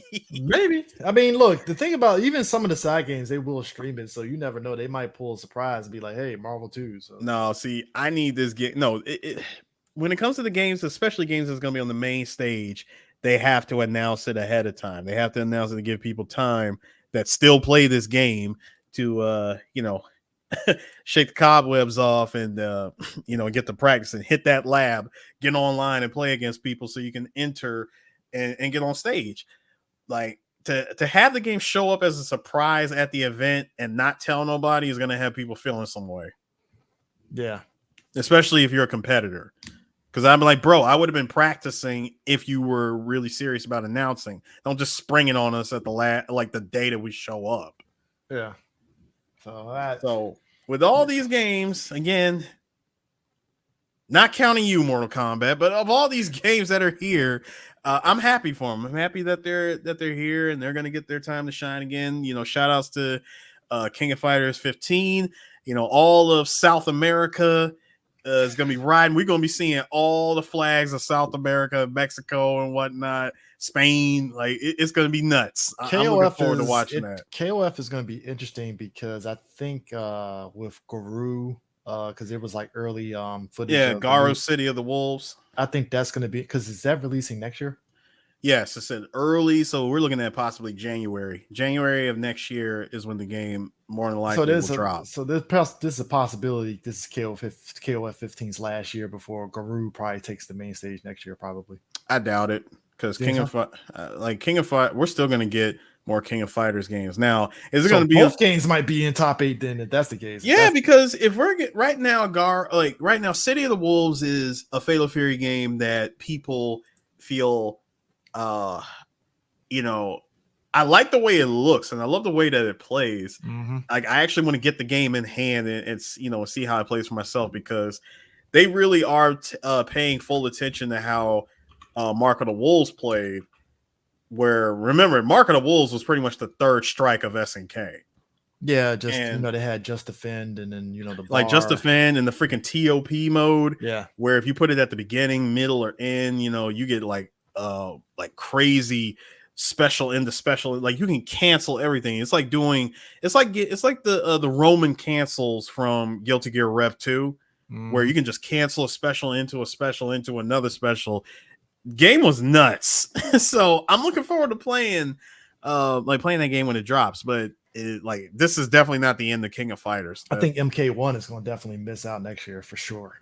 For sure, bro. If they don't fix Mortal Kombat 1 by Evo next year, that game is so off. Dude, next year is, I guarantee you, next year is going to be Street Fighter 6. It's going to definitely still be Tekken 8, KOF 15, Guru. Grand Blue is going to be interesting if they keep it. One of the anime games is going to still be intact for sure. Guilty Gear is going to probably still be there, but like Grand Blue and Under the Night in Birth, those are going to be the ones that's going to be a toss up to me. Unless Melty Blood gets a sequel. True. Or what's that game that's out on PC with the different characters that have like different fighting styles or whatever? Oh, what? DNF Duel? Yeah. I mean, the game has already been out, but I don't see it. I'm surprised it never hit Evo stage after it. That one is much. That's an anime game that I don't think has a big a fan base as Under Night or Grand Blue or especially Melty Blood. What about the other game that's based off of Dota? It's one of them. Dungeon Fighter. Yeah, is that something that's never coming to Evo? Shit. Everybody keeps hyping that game up though. That's people like it, but that's gonna be a side game. What's up, like from your perspective? What is up with those games not really gaining traction? Because I remember when those games first got announced, everybody was like, "Oh man, this is gonna kill in the fighting game community. It's gonna do this and it that. doesn't." And then it doesn't. So I'm like, "What the fuck is going on here?" Like, because it's the same thing that King of Fighters does to the FGC, which is like highly built off of Street Fighter, Marvel. Because remember, the FGC has built themselves off of, like, originally the grassroots FGC really got its basis off of 3 types of Street Fighter games. Mm-hmm. And that's kind of hard to break that balance. Bringing in anime games, which, by the way, remember, for the longest time, FGC looks at anime fighters as not even real fighters in their opinion, much like how they look at Smash. They put Smash and anime fighters were put in that same category of not real fighting games. They let Guilty Gear slide, I guess, but I'm like, if you're letting Guilty Gear slide, you might as well let these other games slide in as well.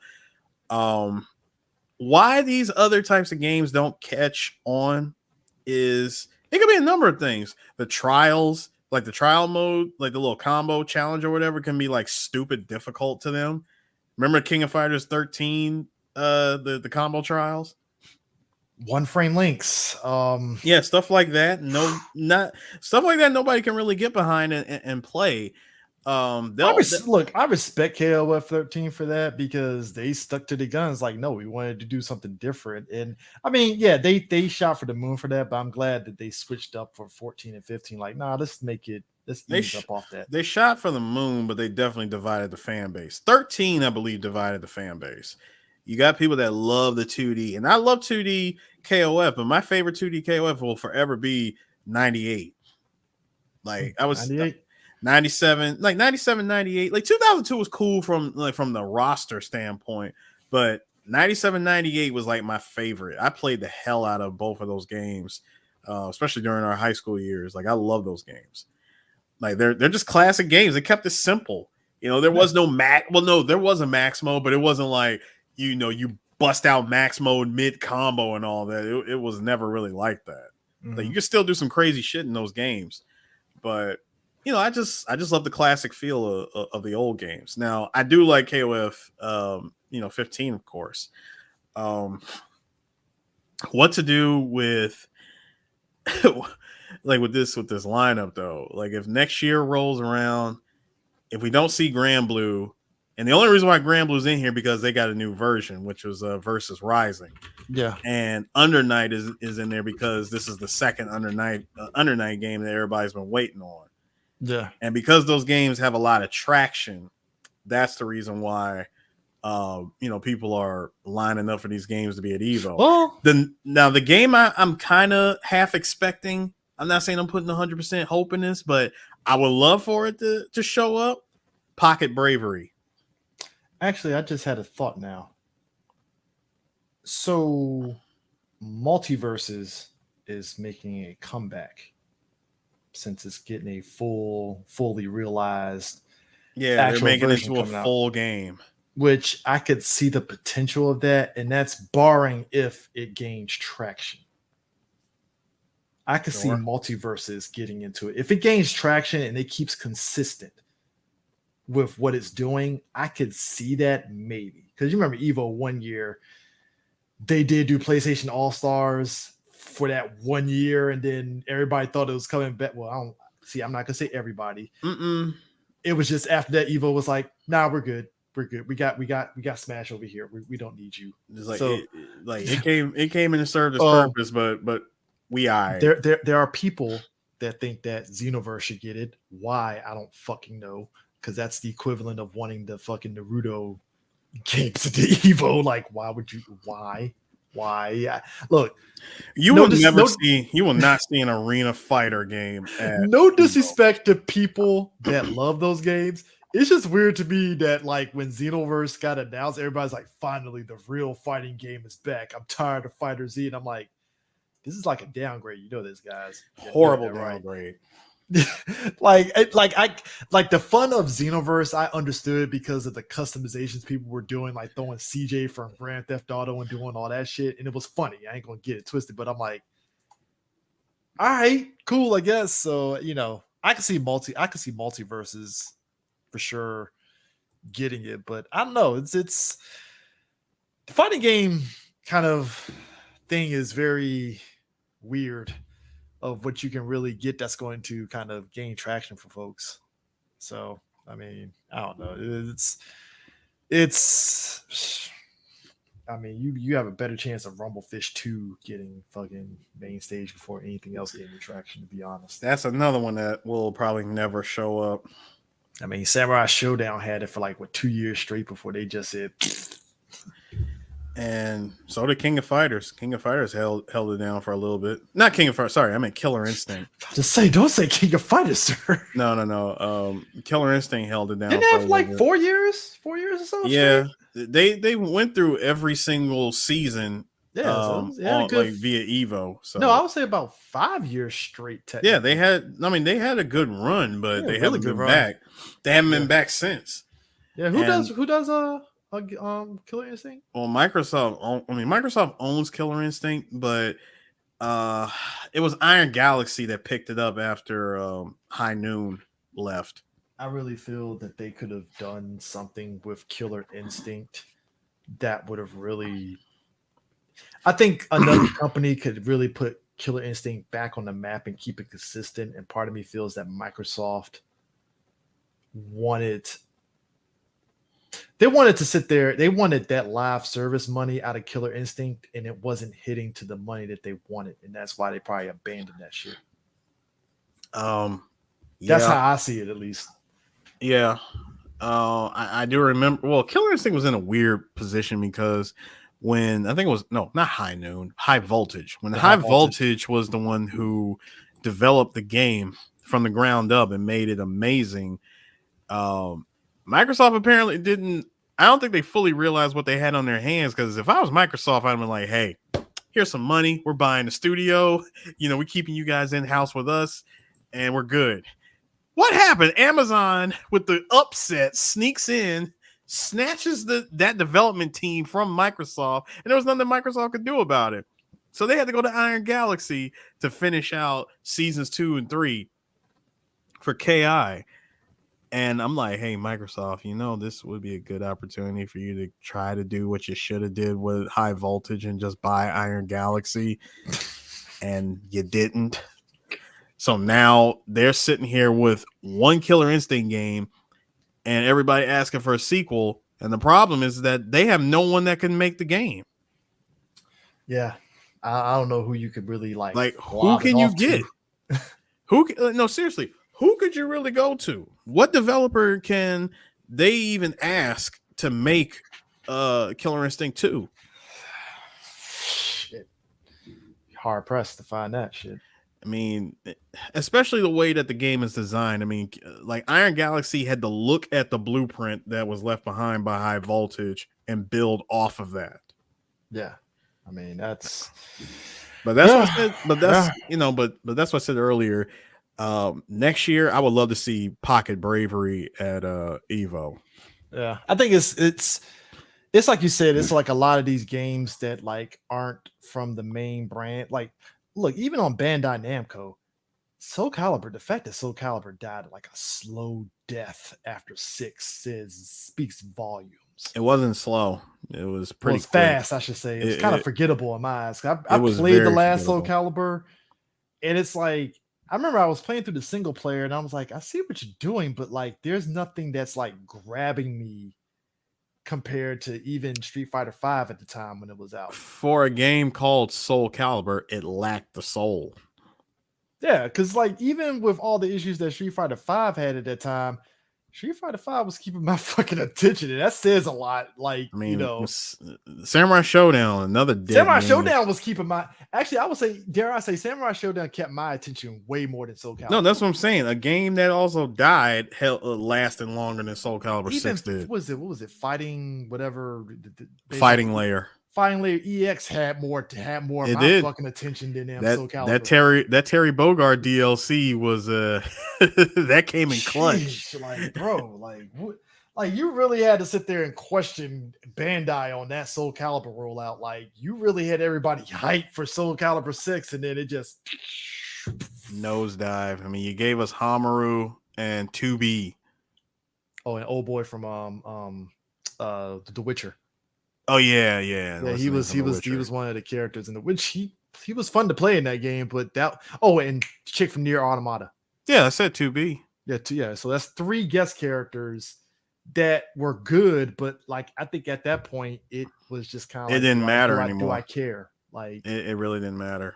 And I actually bought that not the collector's edition. I bought the special edition where the characters just dropped in as they were making them one by one. Mm-hmm.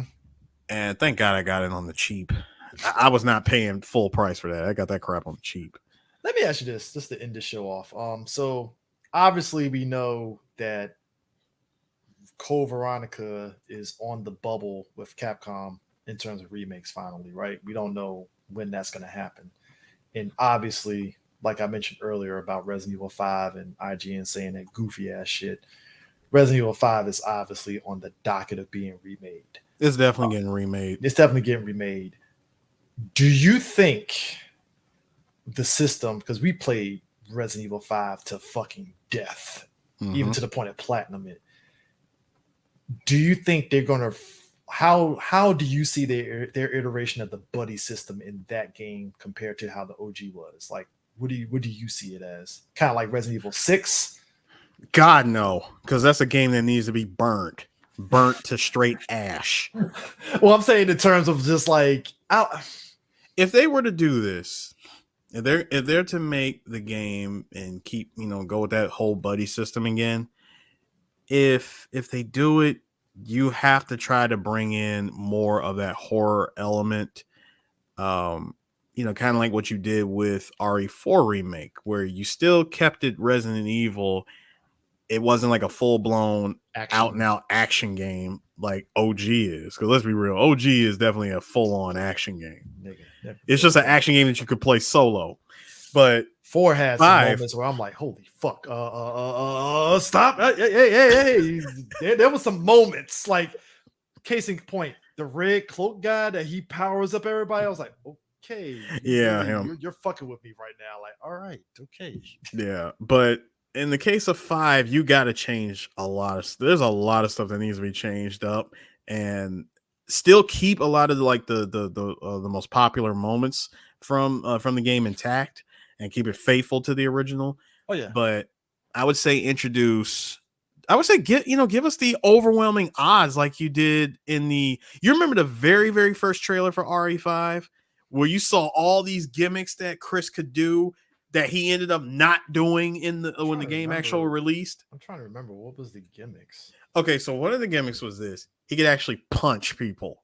He could, but you had to. No. Not. I'm not talking about counter. I'm not talking about none of that. Because if you remember, remember when you actually had to shake somebody off? Yeah. In the original trailer, it showed him shaking them, like an enemy off of him, and he went in and just straight one hitter quitter, and then knocked over everybody. So they got rid of that. So we're talking like RE4 remake with Leon, kind of giving some more combat options. Yeah, like you can give him more combat options. There, not to mention the amount of overwhelming odds. Because, dude, in the original trailer, he had at least. It was like 12 dudes coming at him all at once. Like 12, like 12. it was 12 enemies coming at him. Hold on, let me see. Hold on, I gotta pull up that trailer, dude. That thing still gets me because I'm like, how? I was like, dude, how the hell could we play this on PS3 back then? Yeah, it's because, but like I said, I think when you have that, and then you get the addition of like. Oh, that's weird. They really would have to fully revamp the buddy system. I do feel like even past that, like I can see the RE4 thing where they expand on certain things that like I have a feeling that if they do the RE5 remake, a lot of the stuff from that Desperate Escape shit with Jill and Jill and Josh, they're gonna probably kind of sort of put that into the game and the Spencer Mansion thing too from what was it, something Nightmares, Nightmares and something whatever, basically the story of what happened, which in and of itself, that's how a RE1 remake should be, and that's why I'm kind of still puzzled on Capcom starting the remakes off with like RE2 and not just doing one in a fully revamped way. Because one was so good. Like one was it took a minute, and again with the game being fully exclusive to the GameCube at the time, and it was because the game did not sell as much as they originally wanted it, which is what made them go in and change RE4 from the ground up. That's the whole reason why we got RE4 looking the way it looks. Oh yes, because RE1 remake didn't performance wise it didn't sell as well. Okay. But no, in the case, so basically what you would want then, you basically want RE1 to be remade in the same way, like in the same vein as RE2, 3, and 4. Yeah, pretty much. Because I think because the thing of it is, for the basis of it look, I've seen people do their version of a RE1 remake. Yeah, me too. I've seen it. Using Unreal. Yeah, and they're taking the character models from the RE2 and RE3 remake and getting something good out of it. So it's like the potential is there. It's definitely there. Like it's definitely. Here's how you know it's official that they're gonna do it. It's when Capcom sends a C&D to whoever is making that remake. Oh, it's on the horizon. Then you know it's up. Because otherwise, usually 9 times out of 10, Capcom don't say shit. It's like, oh, that's cute, cool, whatever. We don't give a shit. Because the Code Veronica shit was the one that was like, oh, they're doing it because they were sending out the cease and desist for all the Code Veronica stuff, and I was like, oh. Now, only if Capcom were to take an old game. Like, imagine if they released RE1 remake and it was stupid rough, like the RE4 Ultimate HD edition from like back in the day, that it took 2 guys who while they were still in college to collaborate and fix the game from the ground up. Shout outs to that RE4 Ultimate HD project. That is still to this day probably the greatest passion project I have ever seen, and I still have it on my RE4. Yeah, I mean, I've seen people, was it Bach Chicken, whatever the dude's name is, like he actually played the HD of that and stuff, and the details are like fucking great. I watched the whole documentary, like the whole process of how they went all over Europe, mostly throughout Spain, and just looked for everything that looked familiar. And I mean everything down to like the finest details. And I was like, bro, the fucking bullet casings. Yeah, the bullet casings, the shell casings, and all that stuff. It's like, yo, this looks really good. And I think the greatest thing also with Resident Evil 4 remake recently, though, watching people play through Nightmare mode and like, you're talking about that Nightmare mod. Oh yeah, that shit Yeah. looks like chaotically fun. I'm never touching it, but I'll watch other people play it because I don't need that stress in my life. I might try it. I don't need 10 Chief Mendez's coming after my ass. I don't need that. Just no. run. No, Just run. no, it's like It's like remember the RE2 remake where it was nothing but like Mr. X's. See, that's nightmare different. fuel. That is nightmare fuel. Fuck No, that. no. See, that's different.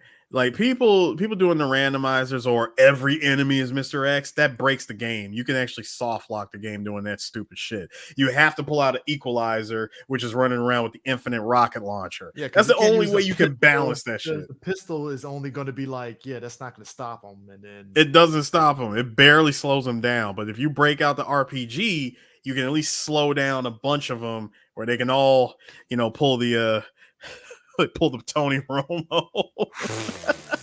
I mean, hit that one knee. Oh, is this the one? Yeah, okay. So here's the trailer.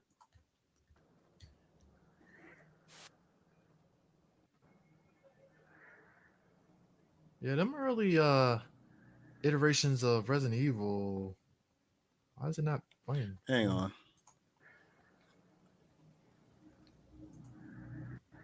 Let me refresh it right quick. What is with YouTube? Yeah. I do not know. All right, here we go. This is what RE5 originally looked like at E3. This is E3 2005.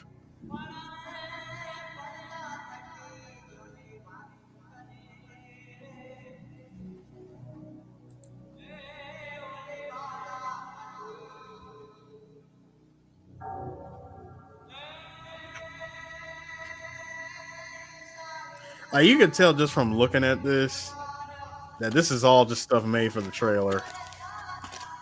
Yeah, it's pretty much like concept ideas. But also, bear in mind there was no Sheva in this trailer. She does not show up at all. More and more, I find myself wondering if it's all worth fighting for. And that voice for Chris is not what's his name? Roger Craig Smith. Yeah. I mean, the character model is still the same, except he's not as beefier as his final incarnation. Right, like, Chris, stay off the roids there, buddy. It was the stay off the creatine. Granted, RE Village, we finally got Chris again, where I'm like, oh, you've been hitting Jim, buddy. Right. And for the most part, this was that was still still stay in the game.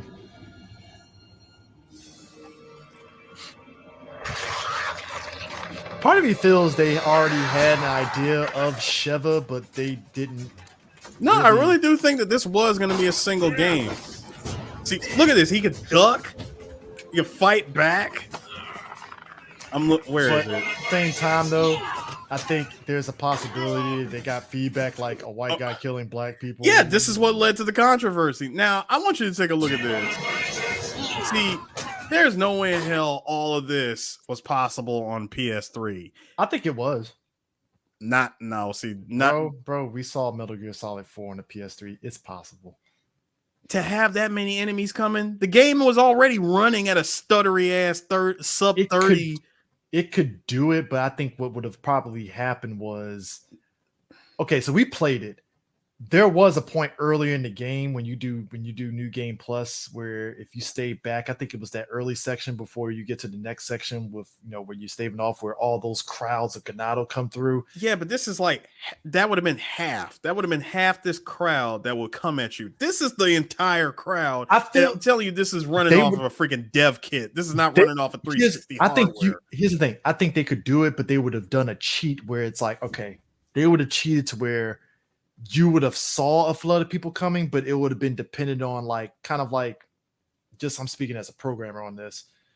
They would have had to develop a programming where it's like, okay, if Chris kills X amount of enemies, more enemies come through. So it's basically like a cheat to where you're getting visuals of a lot of people. I know what you're talking about. It's the thing from RE3 where you play where you're Carlos and you have to defend the hospital. You see hordes of zombies outside, but the ones who actually show up with the freaking invincible frames, even though you're shooting them before they walk through the window, that whole nonsense. That's the cheat that they would have did with that. So it's like, you're right. Okay, so I will say this. You're right. Yes, this is the development kit, because let's be real. This was kind of like proof of concept of a Resident Evil 5, pretty much. Yeah, and it's running, and I'm looking at the freaking the FPS. This game did not run at a smooth 60 when we got it on 360 and PS3. Yeah, because even because I remember we were playing Metal Gear Solid 4, Metal Gear Solid 4 on the PS3 to this day to me still stands out. Is like, I can't believe Kojima and them got so much shit out of this goddamn system. Like that shit. Yeah, they were able to develop develop for it, even though the game again runs. It does not. It's like, here's one moment at 60 FPS, and we're back to 30. It's. I'm trying to think. Did they do an upscaling for that? No. That game is forever locked behind the PS3 until the Master Collection Volume 2 comes out. So yeah, pretty much whenever that comes out, we'll see what it looks like on the PS5. The only way that people have been able to play that game proper now through emulation. That's how we've been seeing Resident Evil 4.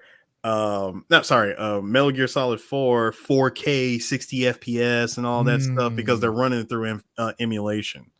But check this out. You got, all these freaking knives and axes getting thrown at you. Where is it? I'm looking for the punch. No, that's probably coming. Dude, that room right there, that didn't happen. Actually, that did. It was a cutscene, remember? Here it is. Dude, I wanted to do that so bad. So that room with the axe does happen, but it only triggers when you kill remember, it only triggers when you kill a certain amount of enemies, and then they come through, and you remember that big axe who comes in and chops down the whole thing. Yeah. But the circumstances, you're right, it never happens like that. Because even that punch, that only happens if you stun them. You can't even, I wish that you could do it just. See, but this was him getting out of a grab. Yeah. Because I could tell just from the animation, he got out of a full grab right there. He pushes the grab off and it jabs the hell out of him. One hit and you can knock down the other bad guys. Dude, I wish we got this. Like, this was the RE5 that I want. Yeah. So, I wouldn't be surprised now with this iteration of the new consoles. They can actually implement those ideas. And then him talking about one thing's for sure, I got a job to do. I'm like, dude, there is no mention of a partner or nothing. Like, this really was supposed to be, I think, just him. Like, there was no idea. Because remember, the game was still early on at the time. Dude, this was like beta. This is like super beta. I guarantee you they had no intention of making this game, number one, a co-op game. Number two, adding in like an extra character. Like, I really do think this was going to be Chris tracking down and eventually coming across. Yeah, because Jill still shows up. Like, at the end of this trailer, they showed her face at the end of this old trailer. So this still would have been Chris on his journey to find Jill. Now, the whole thing about Sheva, that I swear was just a knee-jerk reaction due to all of the backlash that they were getting for the whole, it's a white man in Africa killing black people. To be fair, optically, it does kind of like, even though hang on, Chris. No, because I got to say this. So when you're a white guy running around killing Spanish people, it did kind of get a lot of stuff there. Maybe not as vocal. No, it got nowhere near the amount of stress that 5 got. But to be fair, in his early incarnation before Sheva got added, I can understand how it looks to a point. Even when they came out and said, like, bro, these are not just people; they're fucking zombies. But understand, like, in that early iteration, I can understand the outrage a little bit, just because optically it's like, all right. I think when it got to its later incarnation, when Sheva got added and we actually got that trailer proper with Wesker and all that stuff, you really couldn't complain at that point. because now you have, because I felt at that point you had any person after that trailer where it showed Wesker and all that shit. I felt okay at this point. Now you're just complaining just to be a fucking asshole. Like I felt they were complaining just to be an asshole even back then. Because but that's what I'm saying. That trailer with just Chris. Okay, I can understand how it. I didn't listen. As a black man, I did not feel like this was racial. Like it did not feel racially motivated to me. I looked at this and I said, "Okay, this is another Resident Evil game, except he's in Africa." I did not look at this as, "Oh, it's a white man killing black people." First of all, they're coming after him. You're right, but that's what I'm saying. At the time, though. No, I get it. We were there. Yeah, that's like at the time, but like I'm still standing on business, bro. But that's what I'm saying. At the time, it just didn't look right, and I think once they added Sheva, and then once cause I think when you do, if say for instance they added Sheva, and we didn't get shit with Wesker, I would kind of been like, I think it would have been like, I get it because it's Resident Evil, fine, but like I think by virtue of them adding Wesker in that first trailer that we got, their first official trailer, it was like, okay, cool, got you. Like you can't complain at this point. I'm still standing on business because you want more proof that Sheva was definitely like a last minute knee jerk reaction to the backlash, because when they put her in the game and you're playing the game solo, they made her AI so brain dead. I think they wanted Jill to be his partner in that game before they switched. I could say that much. Well, no, because in the trailer, Jill is the one they actually show Jill inside of that freaking tube.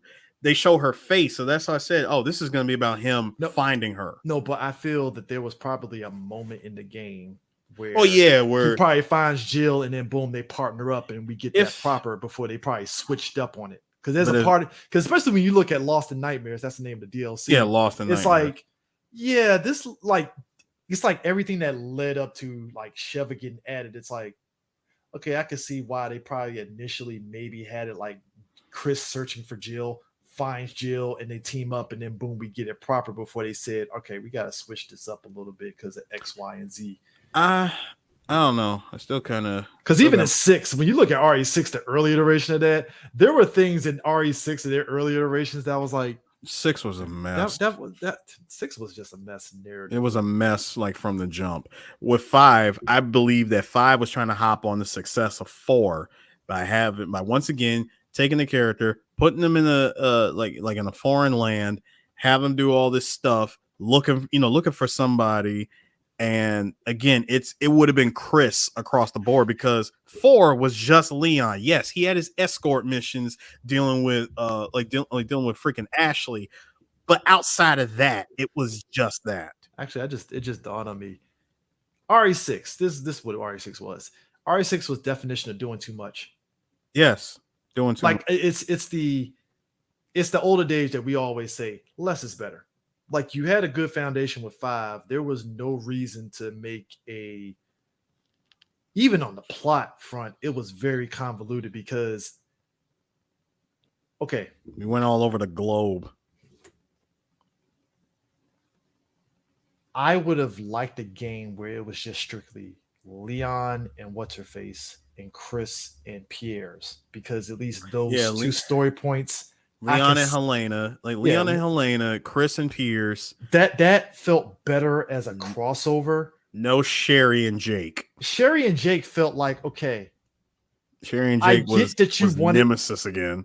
Yeah, it felt like, okay, you did Nemesis, but the problem was you added in this other wrinkle of Jake being into this thing, which in concept is nice. Even with Sherry, I can understand that, because Sherry, okay, you need to find something to do with Sherry, but like, it felt like those two were so far removed from the proceedings of Leon and Chris, because even the addition of Ada made sense, but it's just like Jake and Sherry felt so like separate from the other 5 characters. There's like, yeah, I could do without Jake and Sherry, and it probably would have made of a better cohesive story line, with Neo, Umbrella, and all that, versus what we got where it was just like.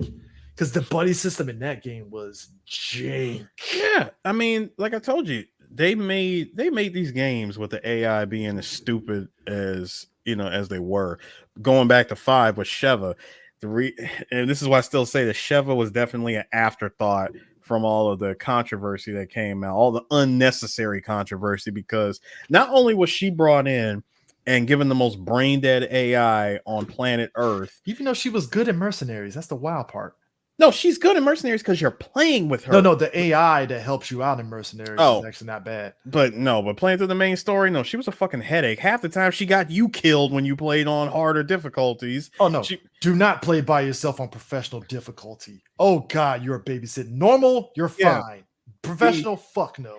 The other thing, once this game was once the game was done, and here we are, years and years later, I want to say like a full decade later, there has been no mention from neither Chris or Jill about Sheva, and she has never appeared in any other Resident Evil game after this. Well, she ain't the only one. Think about it. My man from fucking RE0 has been MIA, and he was Billy. Free.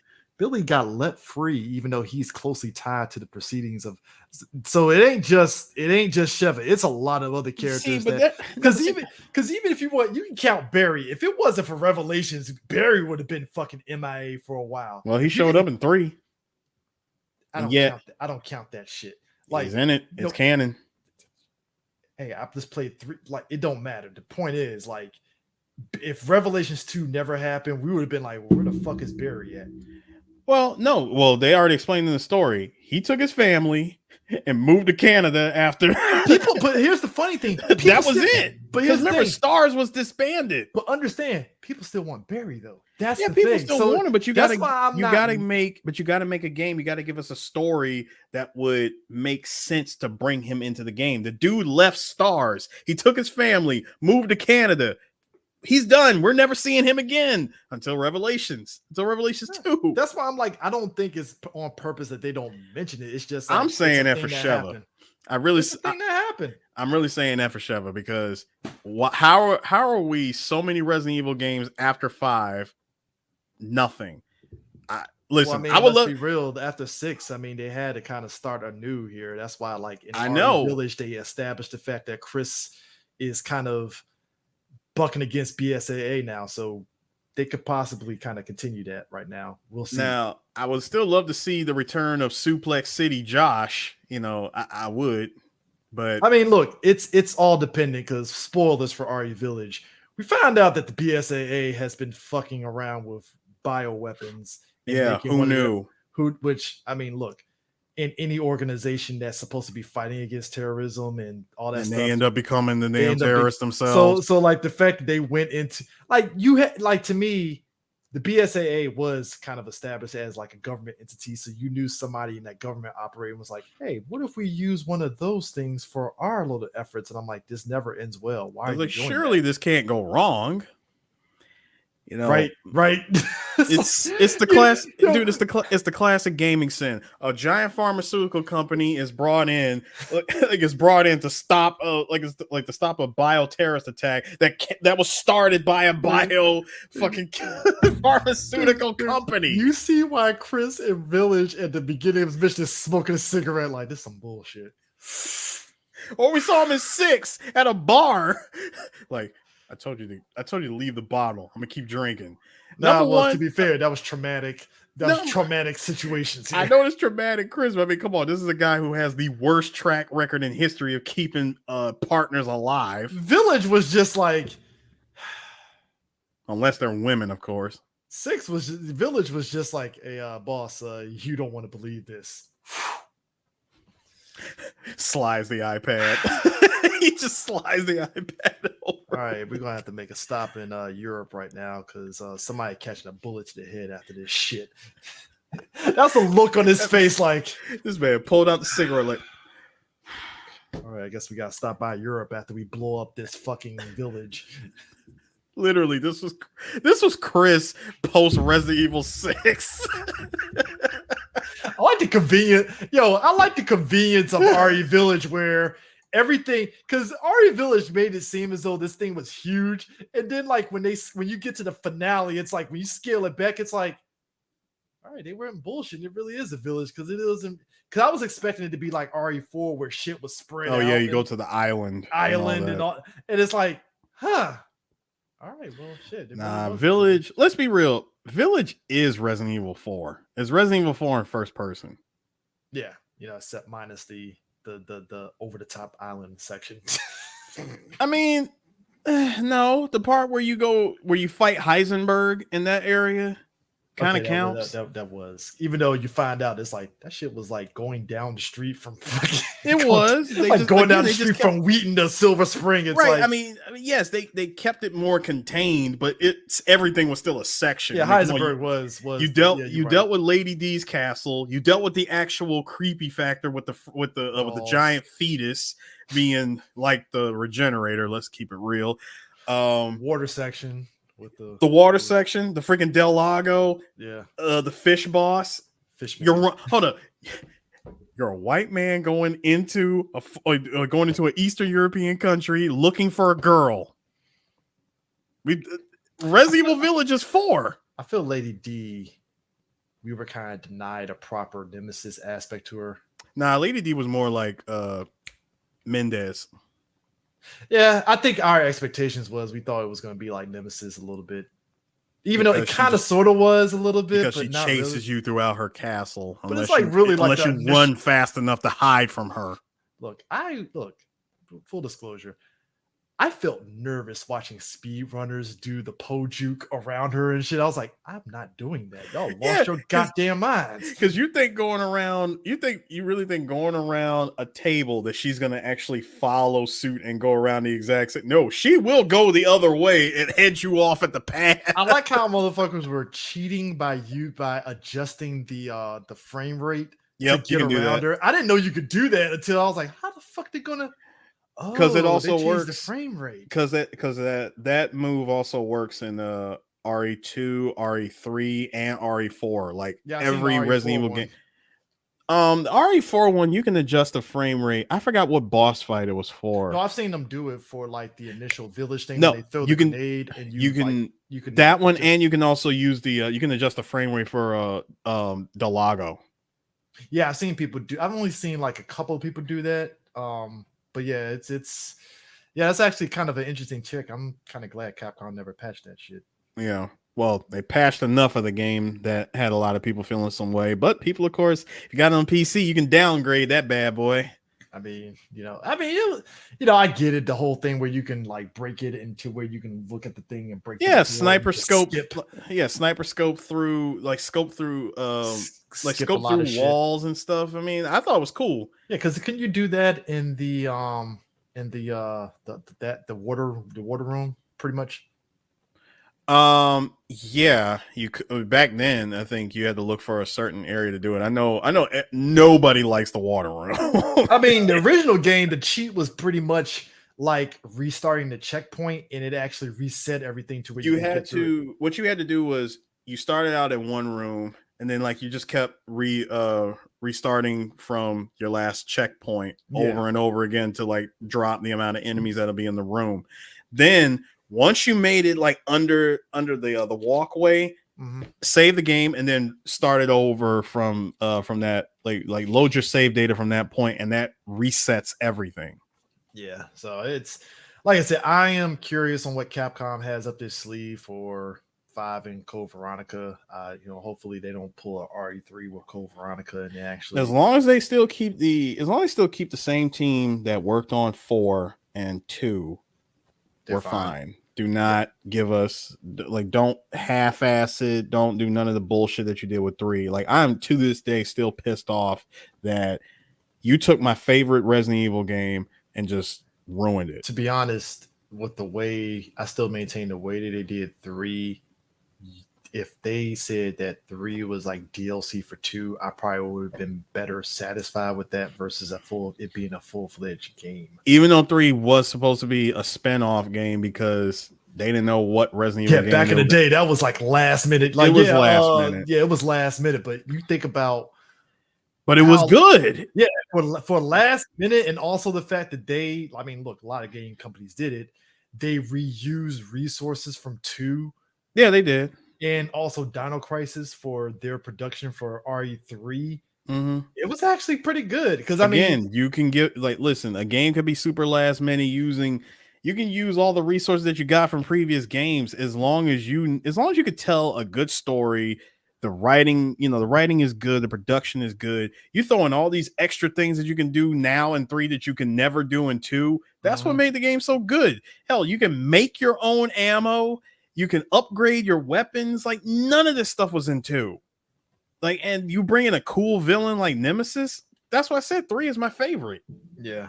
So it's like I said, I think Capcom is just in my eyes, and I think that's what kind of sucks about those companies. It's like those Japanese companies, they're in that kind of like catch-22 in a way where it's like they want to stick to their guns, but then it's that you got some people clearly in Capcom that want to also, they see what these other big companies like EA is doing and they want a piece of that pie. And it's really just like, it's not going to work out for you. It's just like, sometimes it's better to just stick to what you are, like you really, and just take it for what it is. Cause it's like, you're never going to be, you really got to leave it alone. You're not going to hit Call of Duty numbers. It just is what the fuck it is. And that's not a bad thing. Like at the end of the day, yes, people are going to want their, how do they say, they want their quick fast food games like the Call of Duties and stuff, right? Like that's just what it is. But like at the same time, stick to what you are. Like stick to those games, stick to the Devil May Cry, stick to those things. And like you said, hey, give us rival schools. I'm asking for the return of old IP. I don't know what that would work like. And the thing of it is, I don't know what that would look like with the way gaming is now. Like, what's your budget going to look like for those games to where you feel you can recoup money to where you don't feel like you have to expend an absorbent amount of money compared to, say, a Street Fighter 6, right? Like, what's the budget range for those kind of things? Here's what I want. I'm not even asking for them to give me a brand new rival schools because the way fighting games have now jumped into that live service pool, I would much rather just have a collection of the old games, but I want them to put some money behind this because rival schools was both rival schools and Project Justice, and even the second game, none of those games have ever been properly localized. They just took the easiest route of translating just the arcade mode.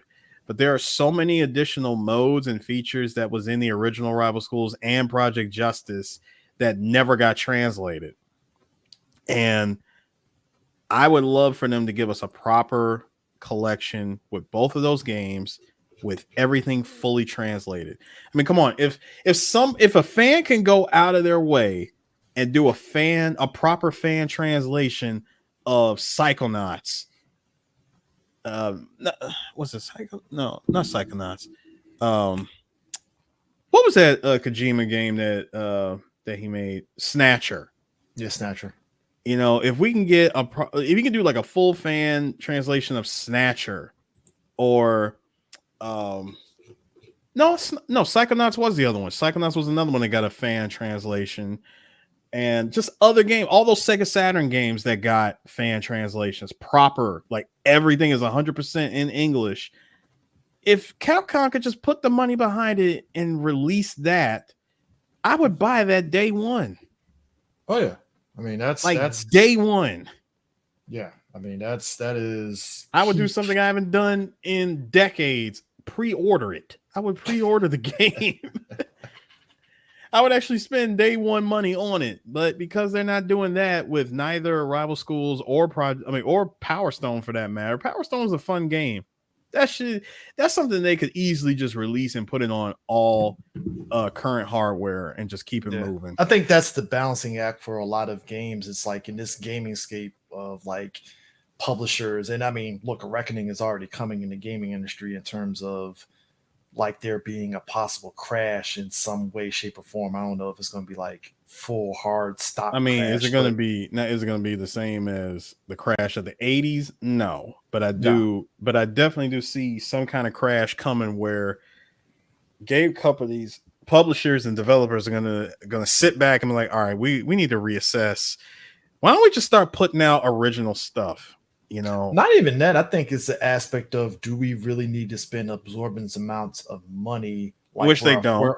We're a Hollywood fucking studio for these Yeah. games. Like I understand you have to pay your developers. Yes, pay your fucking developers a living wage. So I'm not even going to say No, that, that's but fine. Paying the developers is fine.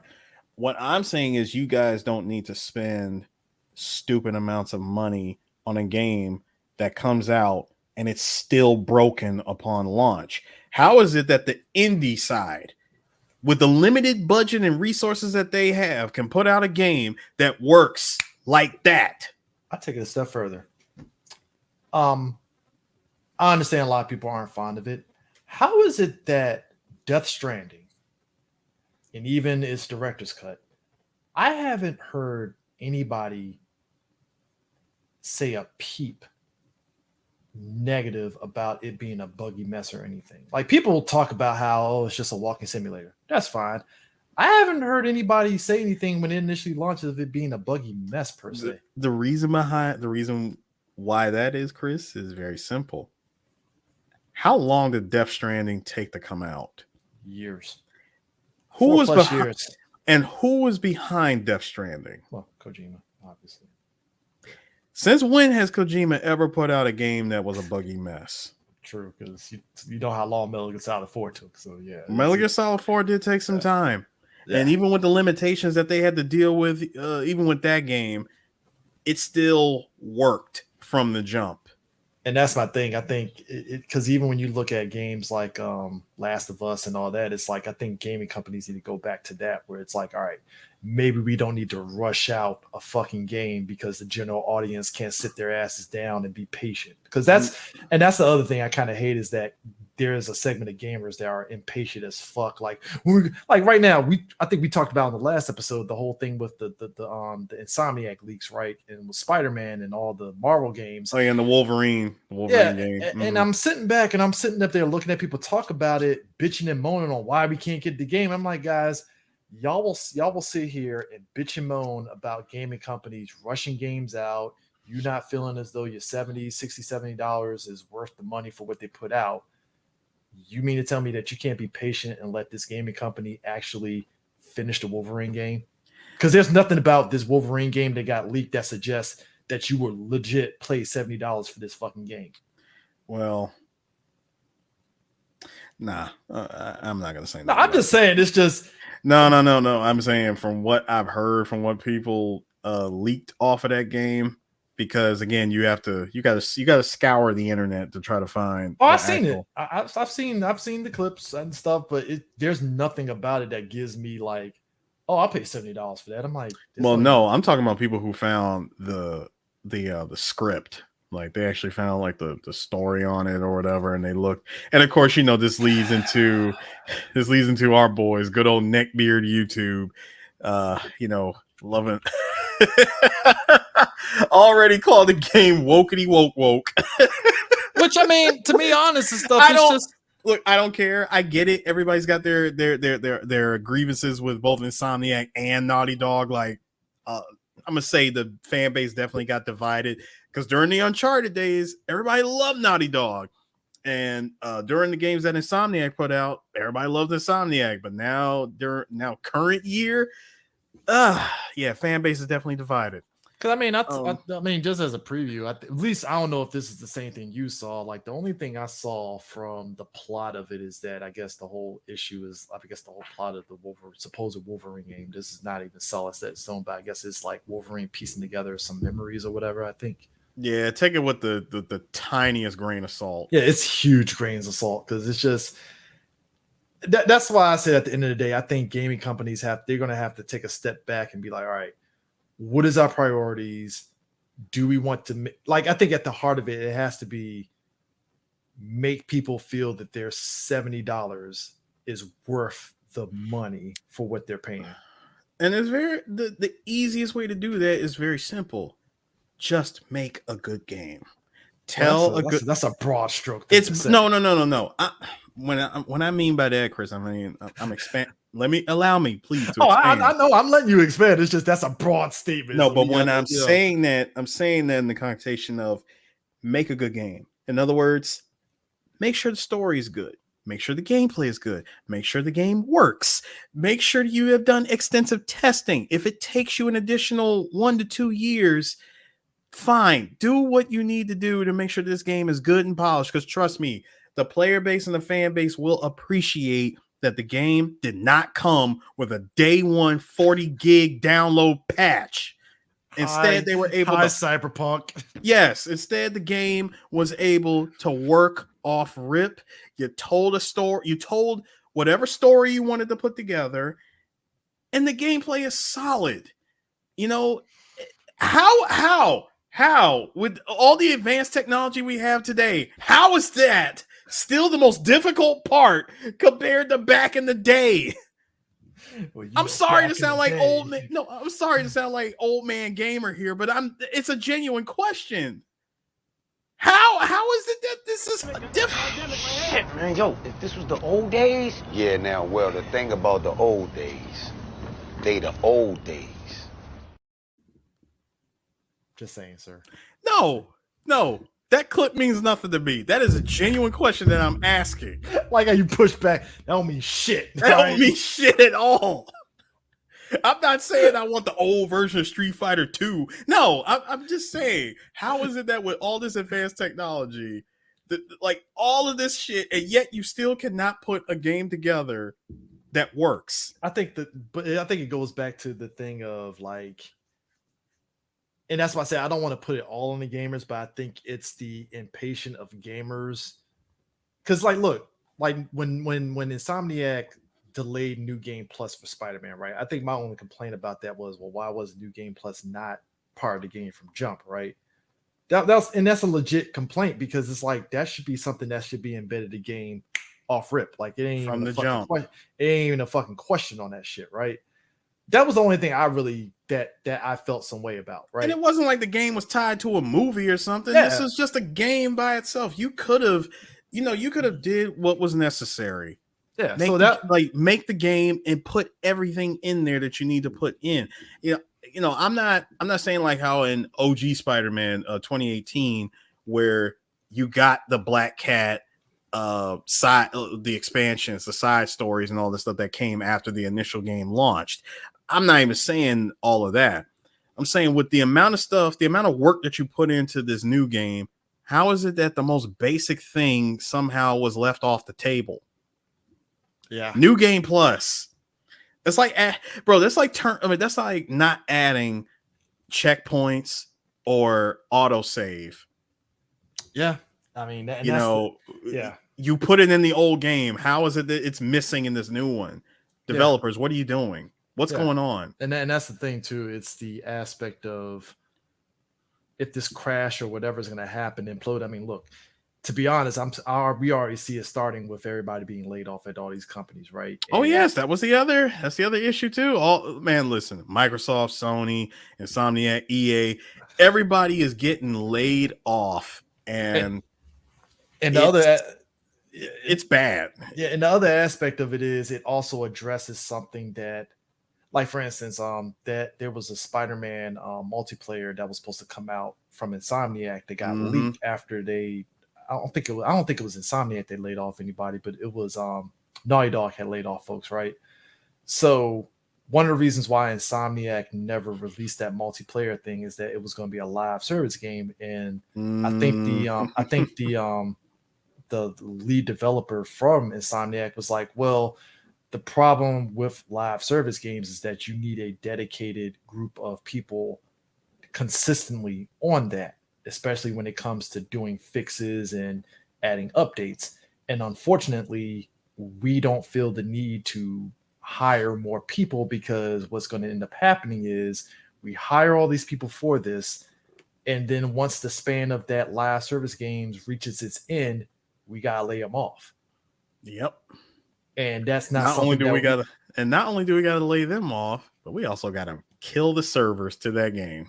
And that's the thing that they don't want to put themselves in, is you're hiring people for this thing, and while yes, you're going to get gamers that are going to enjoy it, you pretty much fucked over your employees because they're just attached to this segment of the game. And that's which is also why I hate live service games, because the moment you pull the plug, and the servers are done, that's it. And unless you're going to put those same workers on a different project, they're basically fucked.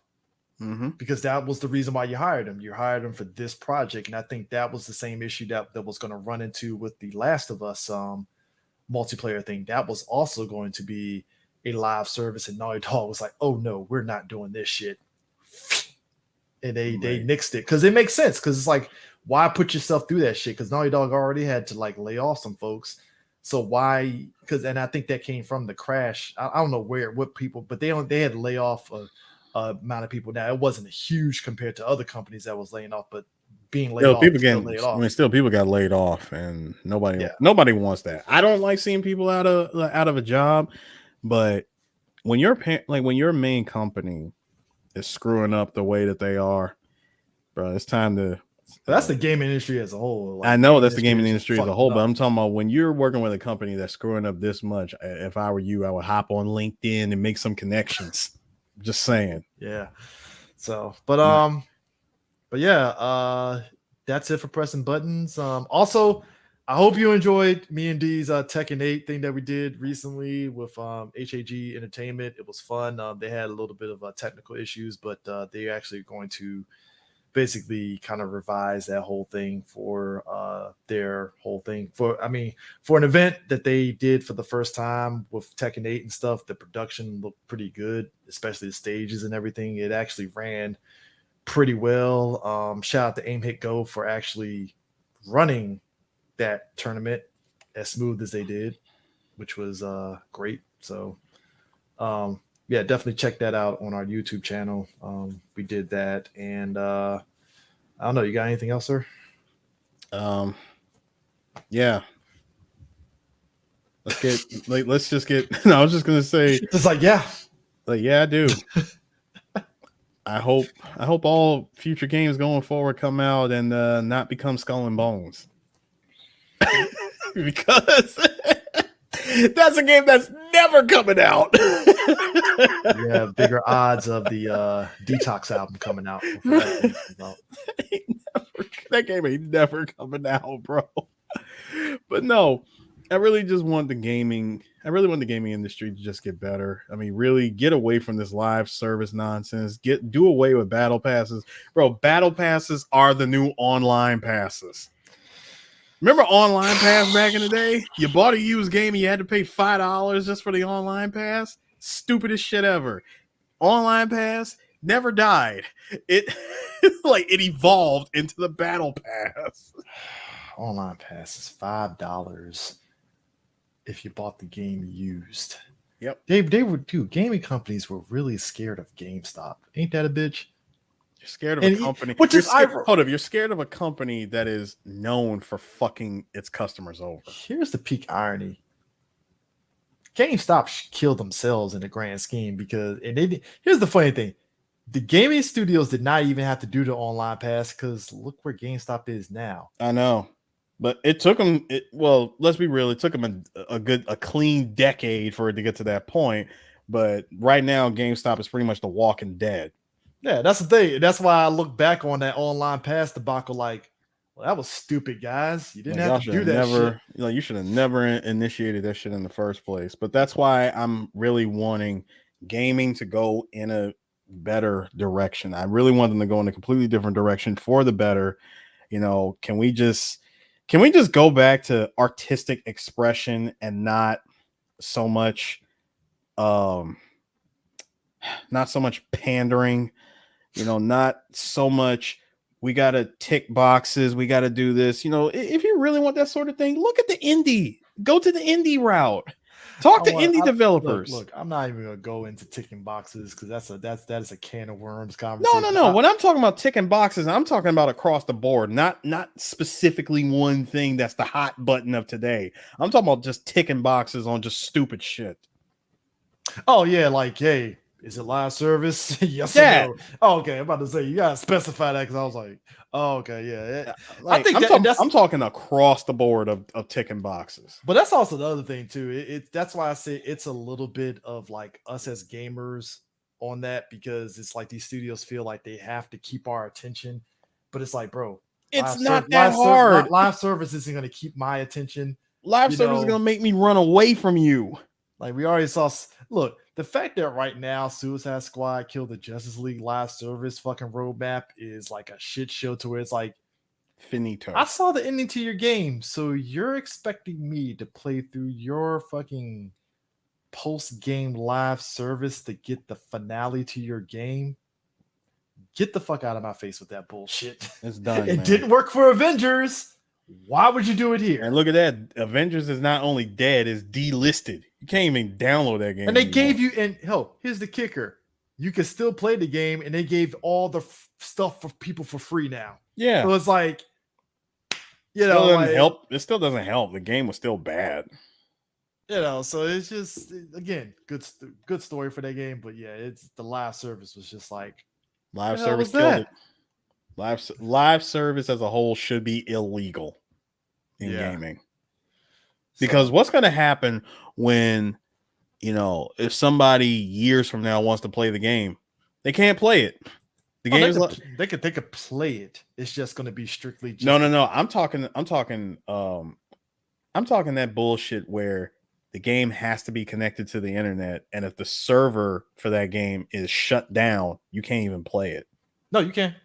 No, here's the thing. So basically, the way the Avengers game operates, you can play the single player, you can play multiplayer, but the problem is it has to be local. And if you do play the multiplayer aspect, you basically have bot heroes helping you. That's it. And who wants to do that? And that's the thing. It's like, I guess that's fun. See, and unfortunately, that game is not like Phantasy Star. Yeah, it's just Fantasy Star. Who wants to have bot friends? Like, Fantasy Star, you got folks that still play the original Dreamcast and GameCube version and the original Xbox version because they found private servers that they can dial into. Yeah, and it's like thanks to Discord and TeamSpeak and all that stuff, everybody's been able to still play the game on their favorite platform.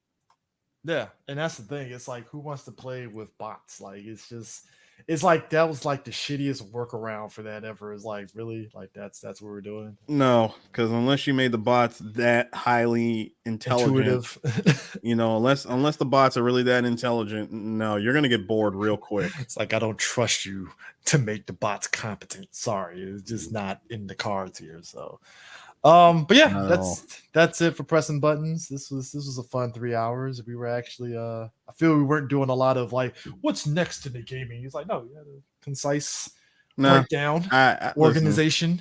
Listen, I still got plenty of stuff more that I want to talk about, but I will save that for another time. Trust me, there's always fuckery afoot in the gaming there's always yes, there's always fuckery in the gaming space that I am always watching like a hawk.